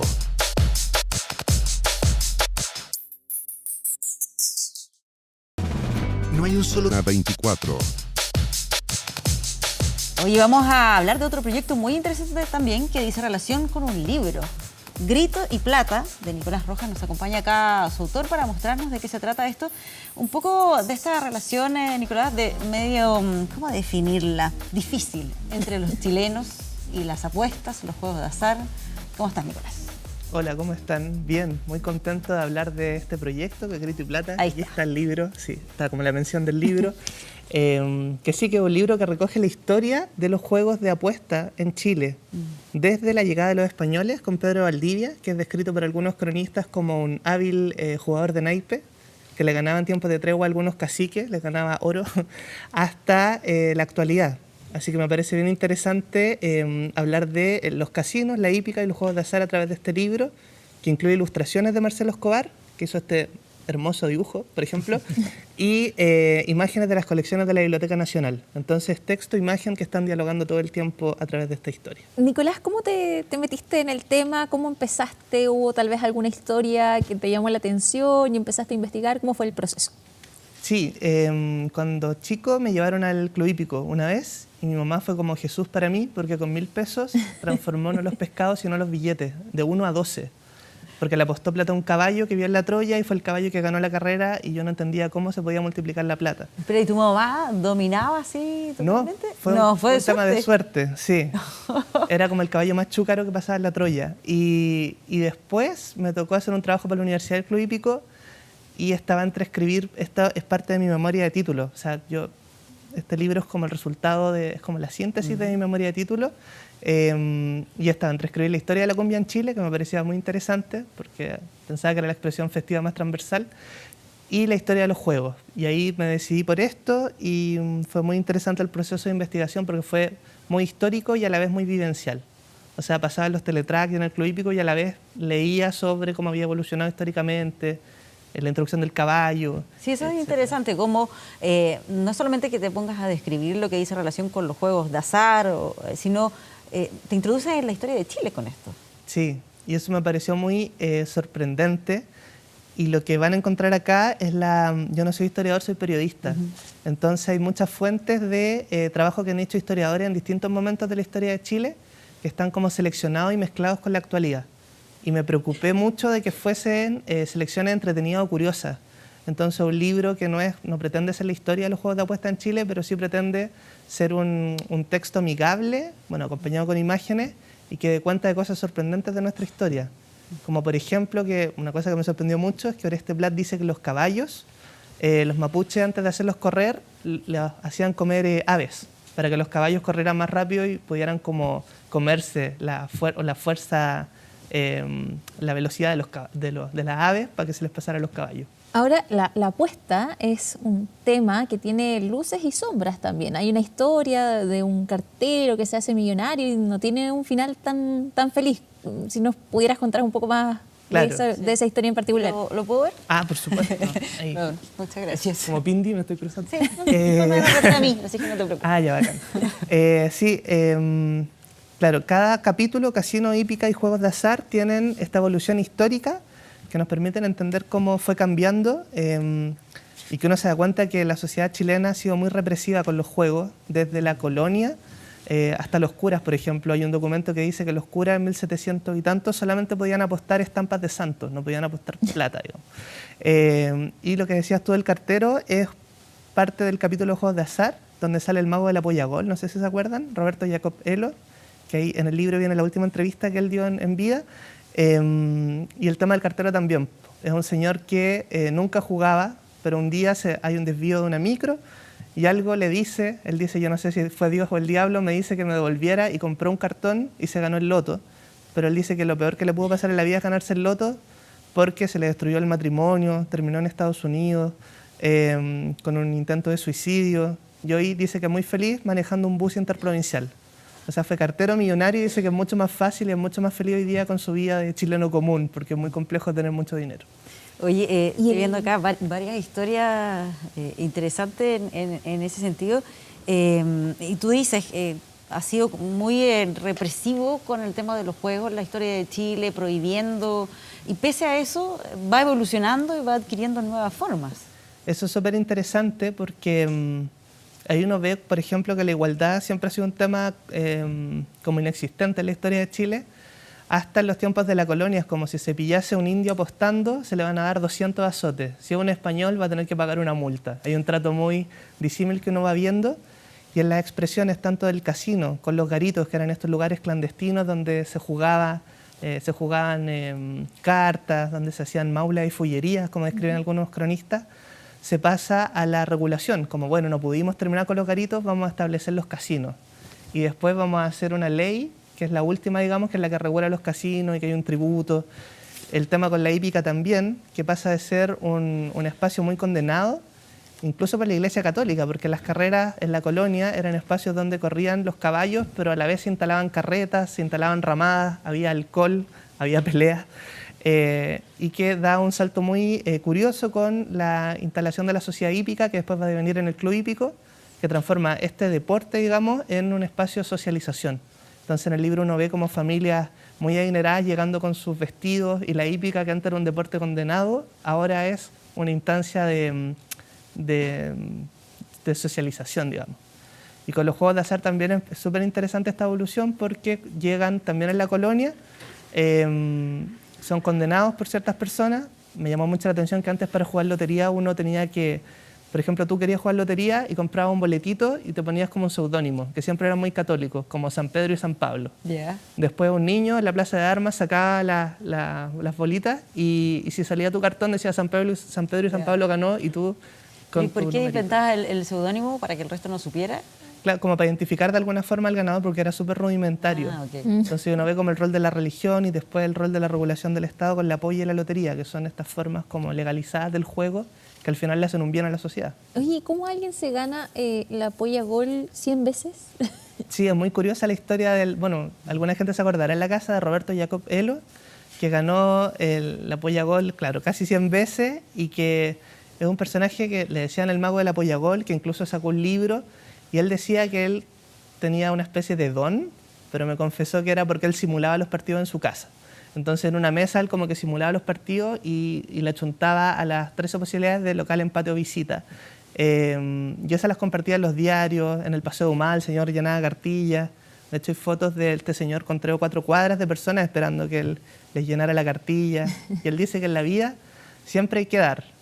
Y él dice, cuando no tengo que dar, doy que hablar. ¿No ve que con eso ya estoy dando algo? Eso me dijo, nunca se me olvidó. Un señor que murió con un poquito más de 90 años. Porque dice, el mago acertó 218 veces a los 12 puntos, pero nunca se enriqueció porque publicaba sus predicciones en la prensa o las compartía ahí en Radio Portales o en el Paseo Humada y fue galán, actor de teatro y precandidato a la presidencia de la República. Exactamente. Tremenda historia. Súper buenas historias, digamos, que me parece que pueden ser súper atractivas porque hablan de gente como uno, digamos, como un señor con un cartero que jugó, que ganó del mago de la polla gol. Hay un señor que ha perdido 3 casas en el casino, que él dice, yo me voy a morir jugando porque estoy enfermo pero no puedo parar. Y de los casinos le llaman por teléfono y lo invitan a quedarse en los hoteles de los casinos porque saben que el señor va a ir a gastar mucha plata, digamos. Comentando, claro, porque es un buen cliente, pero él perdiéndolo todo. Claro, y uno dice como, ¿dónde está la regulación? Es como que de la botillería llaman un alcohólico para ofrecerle copete. Sí, claro. Entonces son temas que se cruzan. Otro tema que me llama mucho la atención es que en el libro está el día que se sorteó el premio más grande del loto, que fue 8.000 millones de pesos. Y que es súper interesante porque creo que da como un testimonio de cómo era el Chile del 2011. Y cuáles eran los sueños de los chilenos, pues yo hablo con harta gente y le pregunto como qué harían si fueran millonarios. Y me llama la atención que mucha gente dice como pagarme la educación, pagarme la salud, como cosas que en un país con seguridad social debieran ser un derecho. Muchos chilenos como que tienen este sueño de poder como garantizarlo a través de un juego, que me parece interesante como testimonio también. Como análisis. Nicolás, ¿dónde encontramos el libro? No sé si está en todas las librerías, si está por internet. Sí. ¿Dónde? Bueno, les tengo una invitación a ustedes y a todas las personas que nos ven el martes a las 10, martes 13, día de buena suerte, esperamos. 13, muy relacionado. Claro, a las 19 horas se va a lanzar el libro en el Museo Histórico Nacional, en la Plaza de Armas. Y ahí va a haber un panel, vamos a hacer un bingo, vamos a sortear libros de regalo y se va a lanzar el libro, se va a vender ahí a 10.000 pesos. Va a estar en todas las librerías del país desde la próxima semana y está en la Galería Plop, actualmente en Merced 439, Santiago. Si lo quieren comprar así ya, lo pueden ir a comprar a la Galería Plop. Sí. ¿Y en internet también? En internet no todavía. ¿Alguna red social? Nada. Pero tenemos en Instagram somos Grito y Plata, donde vamos subiendo fotos del librito. En Twitter somos Plata y Grito, al revés. Y en Facebook somos Grito y Plata también. Perfecto. Así que puede ser un bonito regalo. Una sola, claro, buen regalo de Navidad. Una sola duda. Después de todo lo que investigaste y analizaste, ¿cómo ves la situación del juego actualmente?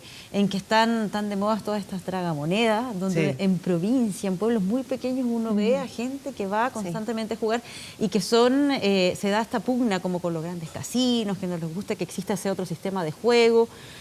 ¿Cómo analizas lo que es el vínculo con el juego actualmente en nuestro país? Me parece un tema súper interesante que creo que se debiese regular, al igual que en los casinos, porque para darle seguridad a los jugadores también, pero también me parece una expresión como de clase, porque para entrar a un casino uno tiene que pagar una entrada, pero estos casinos más pequeños permiten una apuesta más pequeña también. Y lo que me llamó la atención es que el juego, a mi juicio, parece como un espacio de libertad en la historia de Chile, donde vemos, por ejemplo, en la colonia que los peones trabajaban un montón y en sus pequeños ratos de ocio se ponían a apostar. Siempre ha sido como sinónimo de ocio y como posibilidad de darle como el palo al gato, como un golpe de suerte que nos cambie la vida. Yo creo que no es curioso que estos juegos de azar digan como chao jefe, es el sueño de todos los chilenos.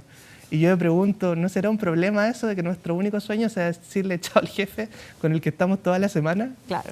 Me llama la atención igual. O de chao al sistema en el que vivimos, algo Claro. que se supone ahí y que vemos un espacio de libertad en los juegos. Sí. Nicolás Rojas, Grito y Plata, muchísimas gracias por acompañarnos acá esta mañana. Les deseo mucha suerte. Esperamos que el libro sea Grito y Plata. Muchas gracias. Que estés bien. Gracias. Nos vemos. Gracias. Chao. Te lo voy a devolver. No, para ustedes. Lo vamos a sortear. Se lo sortean en un bingo. Vamos a hacer una breve pausa y ya regresamos con lo que nos queda de semana 24.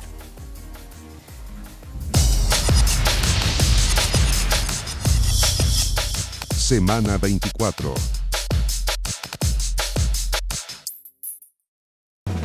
No hay un solo tipo de persona ni una forma de vivir.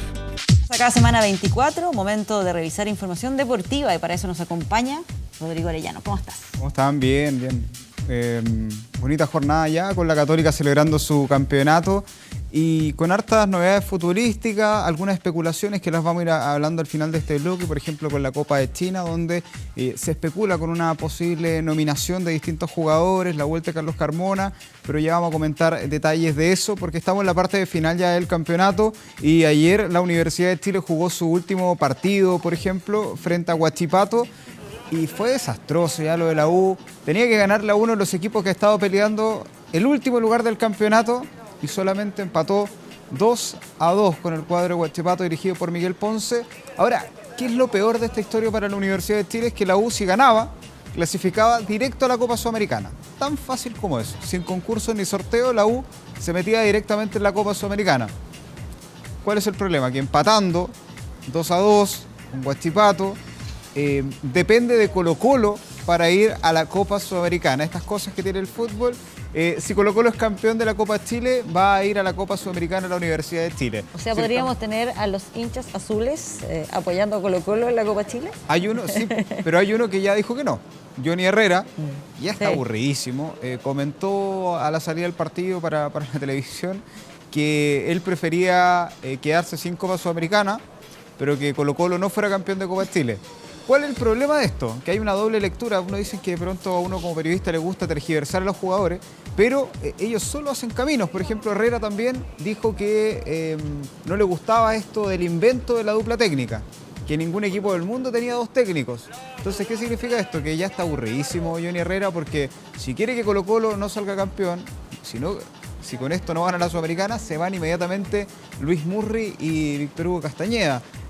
Está bien extraña la situación en la Universidad de Chile. Igual plantea ahí una crítica más de fondo a cómo está funcionando el equipo. Claro, también a la forma en que han llevado esto. Y lo hacía la autocrítica también Víctor Hugo Castañeda, que nosotros quizás no hemos sido capaces de transmitir cierta actitud al equipo para ganar los partidos. Está bien extraña la cosa en la Universidad de Chile.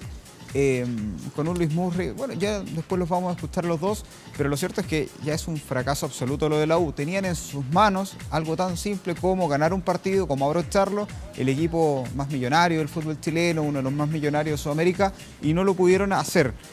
Ahora van a tener que hinchar por Colo-Colo para salvar el año, para lograr tener, entre comillas, un final exitoso, para además asegurar, según la palabra de Carlos Heller, la continuidad de Víctor Hugo Castañeda con Luis Murri, pero el próximo miércoles van a estar ahí entonces los azules, o por lo menos Castañeda y Murri, hinchando por Colo-Colo. Antes de escuchar las reacciones que nos dejó este partido, que ya la Universidad de Chile lo único que quiere es que se termine el año, traer 3 refuerzos y partir de cero, nos dejó algo bueno este partido, que fue el retorno de Sebastián Uvilla después de su fractura. Jugó los últimos minutos, tuvo por ahí incluso una opción de gol que podría haber sido el triunfo. Y le respondió Víctor Hugo Castañeda a Pablo Guede, porque él habló de que si a él lo encontraba un poco serio por jugar con juveniles, a él le parecía poco serio tomar vino y comer asado con los planteles, dejando ahí alguna crítica velada. Escuchemos la respuesta de Víctor Hugo Castañeda y también escuchemos el análisis de Luis Murri. Estos son los técnicos de la U hablando del futuro futbolístico y también de esta guerra oculta con el cuerpo técnico de Colo-Colo. No nos interesa depender de ellos. Nosotros somos nosotros y no dependemos de nadie. En este caso el resultado se dará o no se dará. Yo sigo sosteniendo que me parece poco serio que se plantee un partido en estas circunstancias, o sea, con juveniles. Y también lo dije, que es un problema de ellos y ellos resolverán lo que dijo. Sí, pero independiente del resultado. A ver, yo tengo un solo discurso. Mi discurso no es si gano o pierdo. Yo tengo un solo discurso frente a ustedes. A mí me parece poco serio filtrar información a los periodistas para que no te critiquen. Yo no, yo mantengo una línea. Y soy con todos iguales. Y yo sostengo. Y más pensando, no he escuchado al técnico de Everton decir que tiene 48 horas de ventaja en su recuperación, porque Everton juega mañana, ¿no? Colo-Colo jugó ayer, ya son 48 horas. Entonces, es un problema, es lo que yo siento en cualquier parte del mundo. Siento, si tengo un equipo que es el titular y no juega con juveniles por motivos X, es determinación del técnico y él se hace responsable, independiente del resultado. Yo tengo una sola palabra y creo que a mí me parece que es así. El balance no es bueno porque a pesar de haber perdido un solo partido del torneo, pudimos haber ganado un par más, y pudimos haber hecho cosas que a lo mejor no hicimos, pero este fútbol, creo que la U, por lo que ha hecho durante el año, merece estar donde está y no hay mucho más que decir. Ahí estaba entonces la respuesta de la gente de la Universidad de Chile. ¿Y a qué respondía? Respondía a Colo-Colo, que había jugado ya el día jueves contra Palestino con un equipo absolutamente suplente, hasta con juveniles, y ganó 2-1 igual. Hizo la tarea el cuadro de Colo-Colo, le permitió esta chance a la Universidad de Chile y levantó polémica. Por eso mismo, escuchemos a ver qué dijo Colo-Colo después de tapar bocas para algunos con este equipo suplente y también de responder a los que los trataron de poco serio. Escuchemos las reacciones de Colo-Colo tras esa victoria frente a Palestino que nos encendieron el fin de semana además. Que la humildad y el trabajo está por encima de la soberbia. Entonces, yo creo que esa es la mejor enseñanza que le puede quedar a los futbolistas.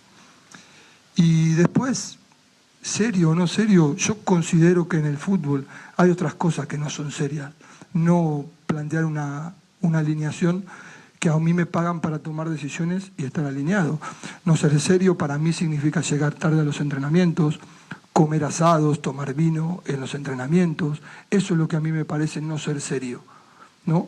No estar a la altura muchas veces de lo que jugadores internacionales te requieren en los entrenamientos, dejarle alguna enseñanza a futbolistas de gran trayectoria. Eso para mí, bajo mi punto de vista y la enseñanza que a mí me dieron, es no ser serio, no tomar decisiones. Y lo que me enseñaron mucho es no hablar antes de tiempo. Es que se subestima un poco el tema de que ven tanto jugador joven, pero en Colo-Colo se vienen haciendo las cosas bien desde las divisiones inferiores. Hay chicos muy capacitados y están preparados para este tipo de partidos. Yo creo que los jugadores de casa están acostumbrados a sentir este tipo de presión de los medios, de la gente, del hincha. Y hoy día que una vez más demostrado que los chicos de casa de la sub-13 sienten la presión. Entonces jugar el primer equipo la verdad que es natural. Ahí estaba entonces la reacción de la gente de la U. Y aquí podemos leer de lo que dice Pablo Guede. Yo no sé si estaba criticando directamente a Víctor Hugo Castañeda y Luis Murri, no sé el régimen gastronómico de la Universidad de Chile, pero sí les disparaba con... Bueno, había una crítica a Sebastián Becachese también, pero con esto de no saber sacarle rendimiento, no estar a la altura de jugadores internacionales, uno lo que puede leer ahí es Gonzalo Jara, Jan Bosellur, Johnny Herrera...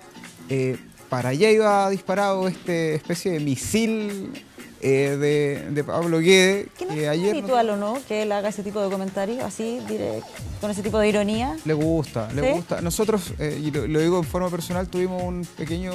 la última conferencia de prensa yo le pregunté si esta dinámica de crítica constante no le afectaba a los jugadores, de sentir que todos los perseguían, y él me dijo, y lo dijo textual, y después lo conversamos con que no, tú me estás sacando de contexto. Yo es primera vez que critico a los árbitros. Entonces yo en ese momento terminé la pregunta porque era una pregunta, simplemente un análisis, y tenía mi respuesta. Pero después me fui al buscador de internet y busqué Pablo Guede árbitros.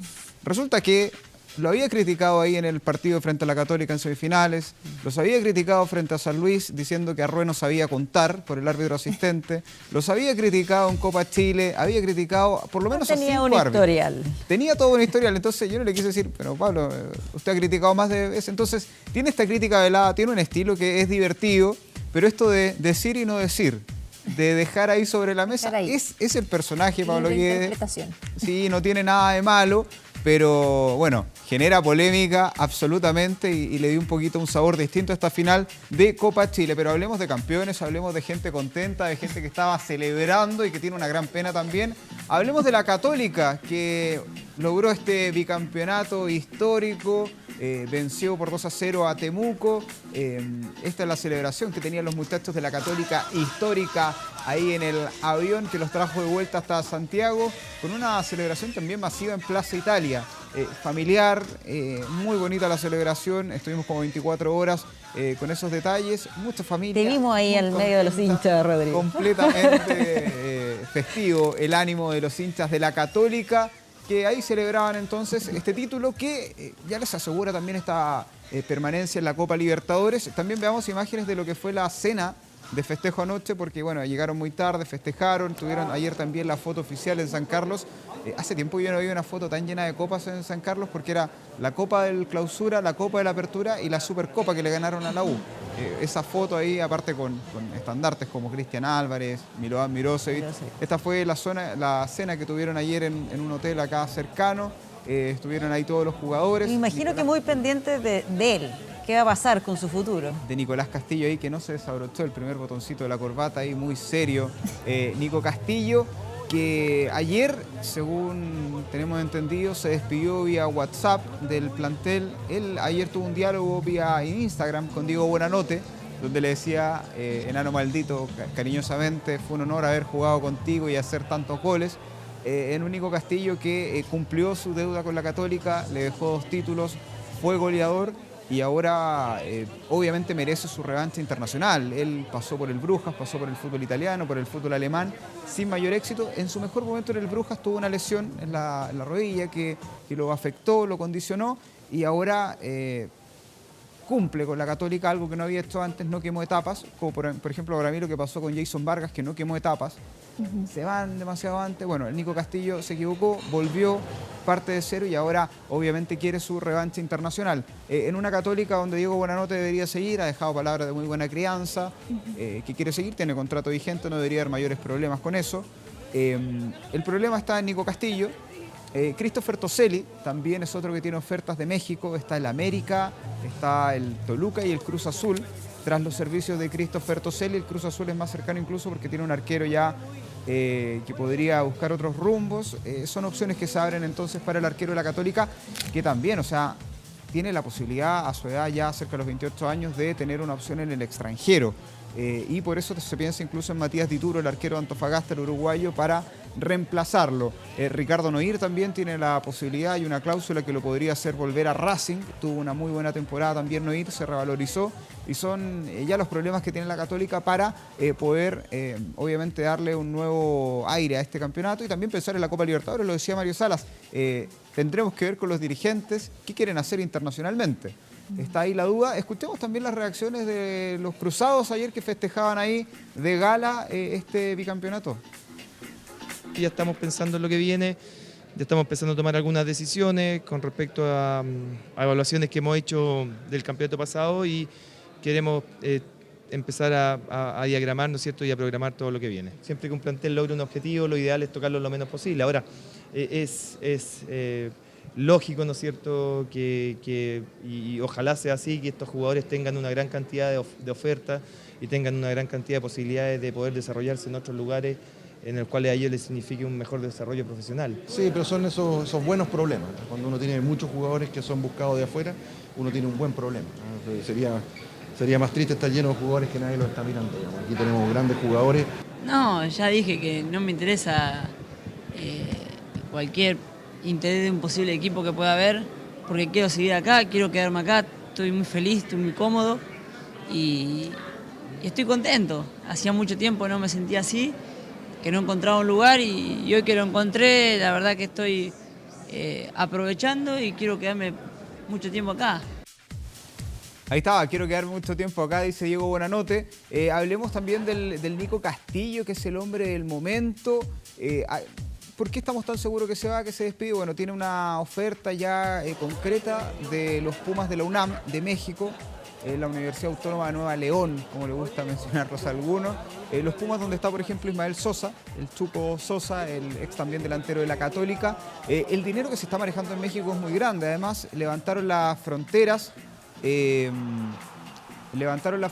económicas y... como opción deportiva, como de proyección de su carrera, ¿qué tal es esa alternativa de los Pumas de México? A ver, económicamente y deportivamente es una buena opción. Económicamente porque el Pumas le va a ofrecer un sueldo millonario, le va a pagar estos $4 millones que exigía el Brujas para dejarlo libre, que al final Brujas es el dueño del pase del jugador. Deportivamente también es un desafío interesante. México es una liga internacional ahora, tiene liberados los cupos para extranjeros. Está, por ejemplo, Gignac, el delantero francés que vino a jugar desde el Marsella a México. Y los sueldos hoy día en México están al nivel de equipos europeos. Los mejores sueldos de México están a la altura de un mediano sueldo europeo y tiene acá la continuidad asegurada. Si mi duda es en lo estrictamente deportivo, tiene 23 años, ¿es el mejor paso o tal vez le convendría más esperar un tiempo más, participar en la Copa Libertadores? Para mí hoy día la oferta es buena por el nivel económico que tiene México y también el posicionamiento. O sea, se ven muchos los goles mexicanos y ir a competir con estos jugadores está bien. Pero ¿cuál es el problema? Que es muy difícil salir de México y algo que lo hemos debatido muchas veces. Saltar de México a Europa no es lo mismo que saltar de Brasil a Argentina o hasta Chile a Europa. Es un mercado bien cerrado, que no les gusta tanto el tema de venta. Ellos son franquicias donde necesitan goles, necesitan jugadores y obviamente hacen lo imposible para que no salgan. Por eso mismo es muy difícil salir de México hasta Europa. Eso podría ser un poquito complicado. Pero si Nico Castillo ve que es su momento, que quiere marcar muchos goles, hay mucha gente que bromea todavía con una homología que hizo, o una aseveración que hizo Pinilla hace mucho tiempo, que decía 10 goles en México son como 1 en Italia. Es como el juego, y hay algunos que dicen que claro, que tiene razón, que no es lo mismo, que es una liga que tiene otro tipo de objetivos, que por ejemplo ya no van a venir a la Copa Libertadores. Tiene que verlo Nicolás Castillo. Ahora, económicamente es una oferta generosa, buena. Y deportivamente, a ver, si me dicen México, obviamente está por sobre estas ofertas que llegan para algunos jugadores de Emiratos Árabes, de otras ligas. Es competitivo. Claro. Pero va a tener minutos asegurados y lo que necesita hoy día Castillo es lo que tuvo en Católica. ¿Cuándo debería estar definido esto? En las próximas 48 horas. Ahora. Así de rápido. Pero él no ha hablado, nada, ninguna declaración post bicampeonato. No habló ni siquiera en la cancha. Él ofreció la copa a la gente de la Católica, pero no ha hablado en la cancha, ha mantenido un silencio, mantuvo el silencio ayer también en la cena, en el estilo del Nico Castillo, no quiere equivocarse, él cometió errores en otro momento, hablaba, se expuso y en este momento quiere mantener un bajo perfil hasta que se defina su salida, que solamente falta que lo oficialice el Pumas de México, porque ya tienen el dinero y obviamente pueden comprar el pase del jugador al Brujas. Dejemos hasta ahí a la Católica, vamos a tener novedades, ya marcamos más o menos los jugadores que van a tener nuevo futuro. En 2 semanas la idea es tener también claridad sobre qué va a pasar con la Católica pensando en Copa Libertadores. Y nos vamos a la venta de entradas para la Copa Chile, que se inició el día jueves y fue caótica, porque ya no es solamente, bueno, ahí estaba la venta por internet, estaba la venta en boleterías, también la entrega de tickets. Tú ahora tienes la modalidad que puedes comprar por internet y retirar el ticket, lo cual es un desastre. Se equivocó por ahí la NFP en este inicio y el día jueves generó largas filas, eran 15.000 entradas a la venta en boletería y habían 2 cajas. O sea, el desastre fue mayor para los hinchas de Colo-Colo, que están esperando esta final de mitad de semana, el día miércoles 14, lo van a jugar con Everton. La idea obviamente era 50 y 50, pero obviamente van a haber más hinchas de Colo-Colo. Hay un porcentaje entregado a la gente de Everton, hay también un porcentaje para la gente de Colo-Colo y entradas liberadas. Se espera ahí un estadio nacional entonces repleto. ¿Qué se juega? A ver, para explicarlo bien. Colo-Colo, si gana, va a la Copa Libertadores y abandona la opción de ir al duelo de mejores segundos y le entrega el cupo entonces ahí, por ejemplo, a Deportes Iquique, que es otro de los equipos que va a estar ahí, y con esto asegura su paso a la Copa Libertadores. Además, es que es muy extraño el torneo chileno, Andrea. Si Colo-Colo gana, le va a asegurar a la Universidad de Chile la opción de ir a la Copa Sudamericana por sucesión de cupos, una cosa así. Si gana Everton, Colo-Colo va a competir a la Copa Libertadores, a otra de las opciones que tiene como mejor segundo, y el que iría a la Copa Sudamericana no sería la U, sino que sería el Audax Italiano por sucesión de Copa Chile. Es un enredo. Es un enredo muy grande. Son demasiadas las alternativas. Son demasiadas, porque Colo-Colo quedó tan asegurado, quedó tan respaldado, que en el caso de perder esta opción de Copa Chile, que le da el paso al Chile 3, tiene la opción de ir al Chile 4, que lo definiría en una final con O'Higgins. Son las opciones que se le abrieron al cuadro de Colo-Colo, que sí o sí va a estar en una Copa Internacional. Y con este nuevo reglamento que permite que por lo menos de los 16 equipos de primera división, 8 van a estar en torneos internacionales. O sea, se abrió bastante el abanico, permitió abrir bastante las opciones, y en este momento está la Católica en Copa Internacional, está Deportes Iquique, está la Unión Española, está también O'Higgins de Rancagua, Colo-Colo ya está asegurado, Everton de Viña del Mar, y está Palestino también en la Copa Sudamericana, y vamos a ver si el último cupo es para la U o para el cuadro de Audax Italiano. Se abrió bastante el abanico y eso obviamente es positivo. Escuchemos a los hinchas, las críticas también, hay que escuchar la voz del pueblo, decía el Puma Rodríguez. Escuchemos a la gente que hizo las filas y cuál es la crítica a la tiquetera y a la NFP por esta venta de entradas. Talentísima.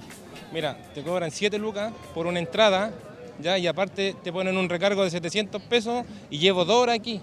Más de 2 horas. Hay gente que está desde las 10, de las 8 de la mañana esperando para comprar una entrada. Es mucha la humillación. Es mucha la humillación para un partido.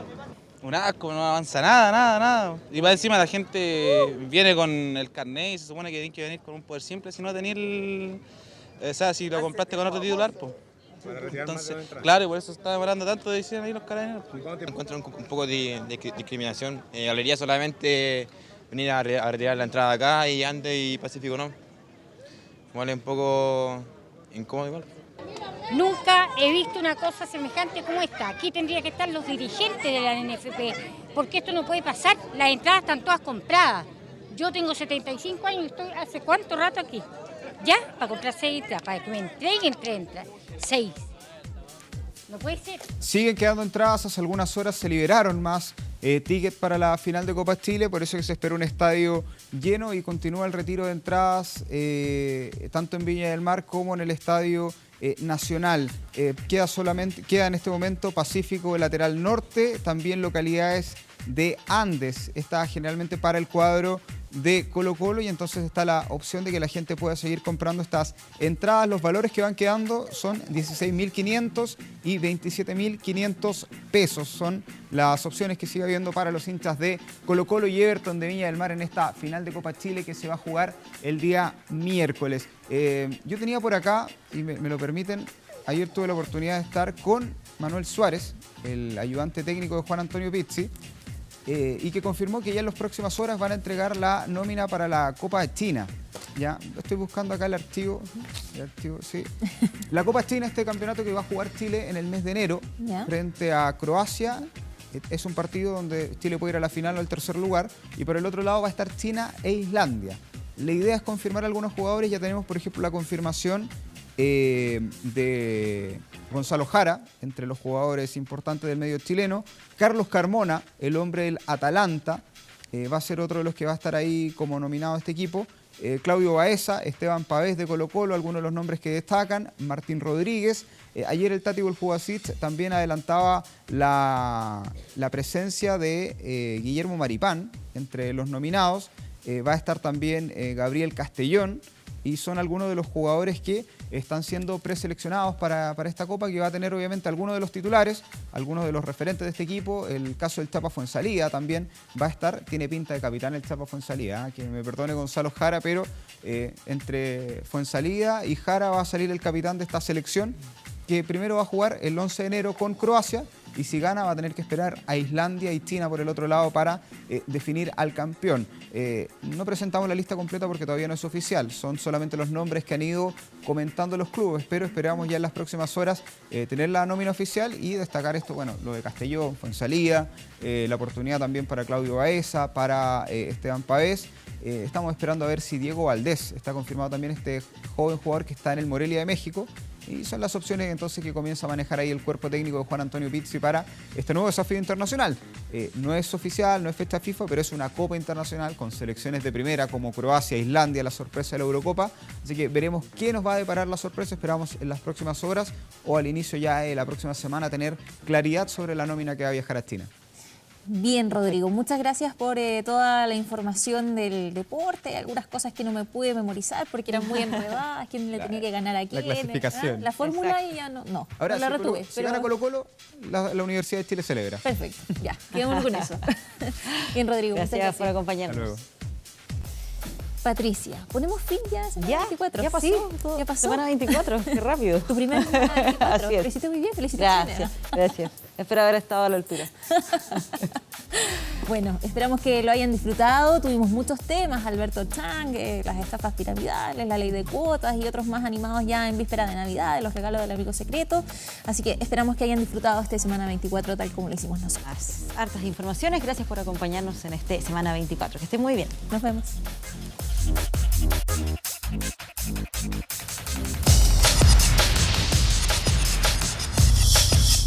Semana 24.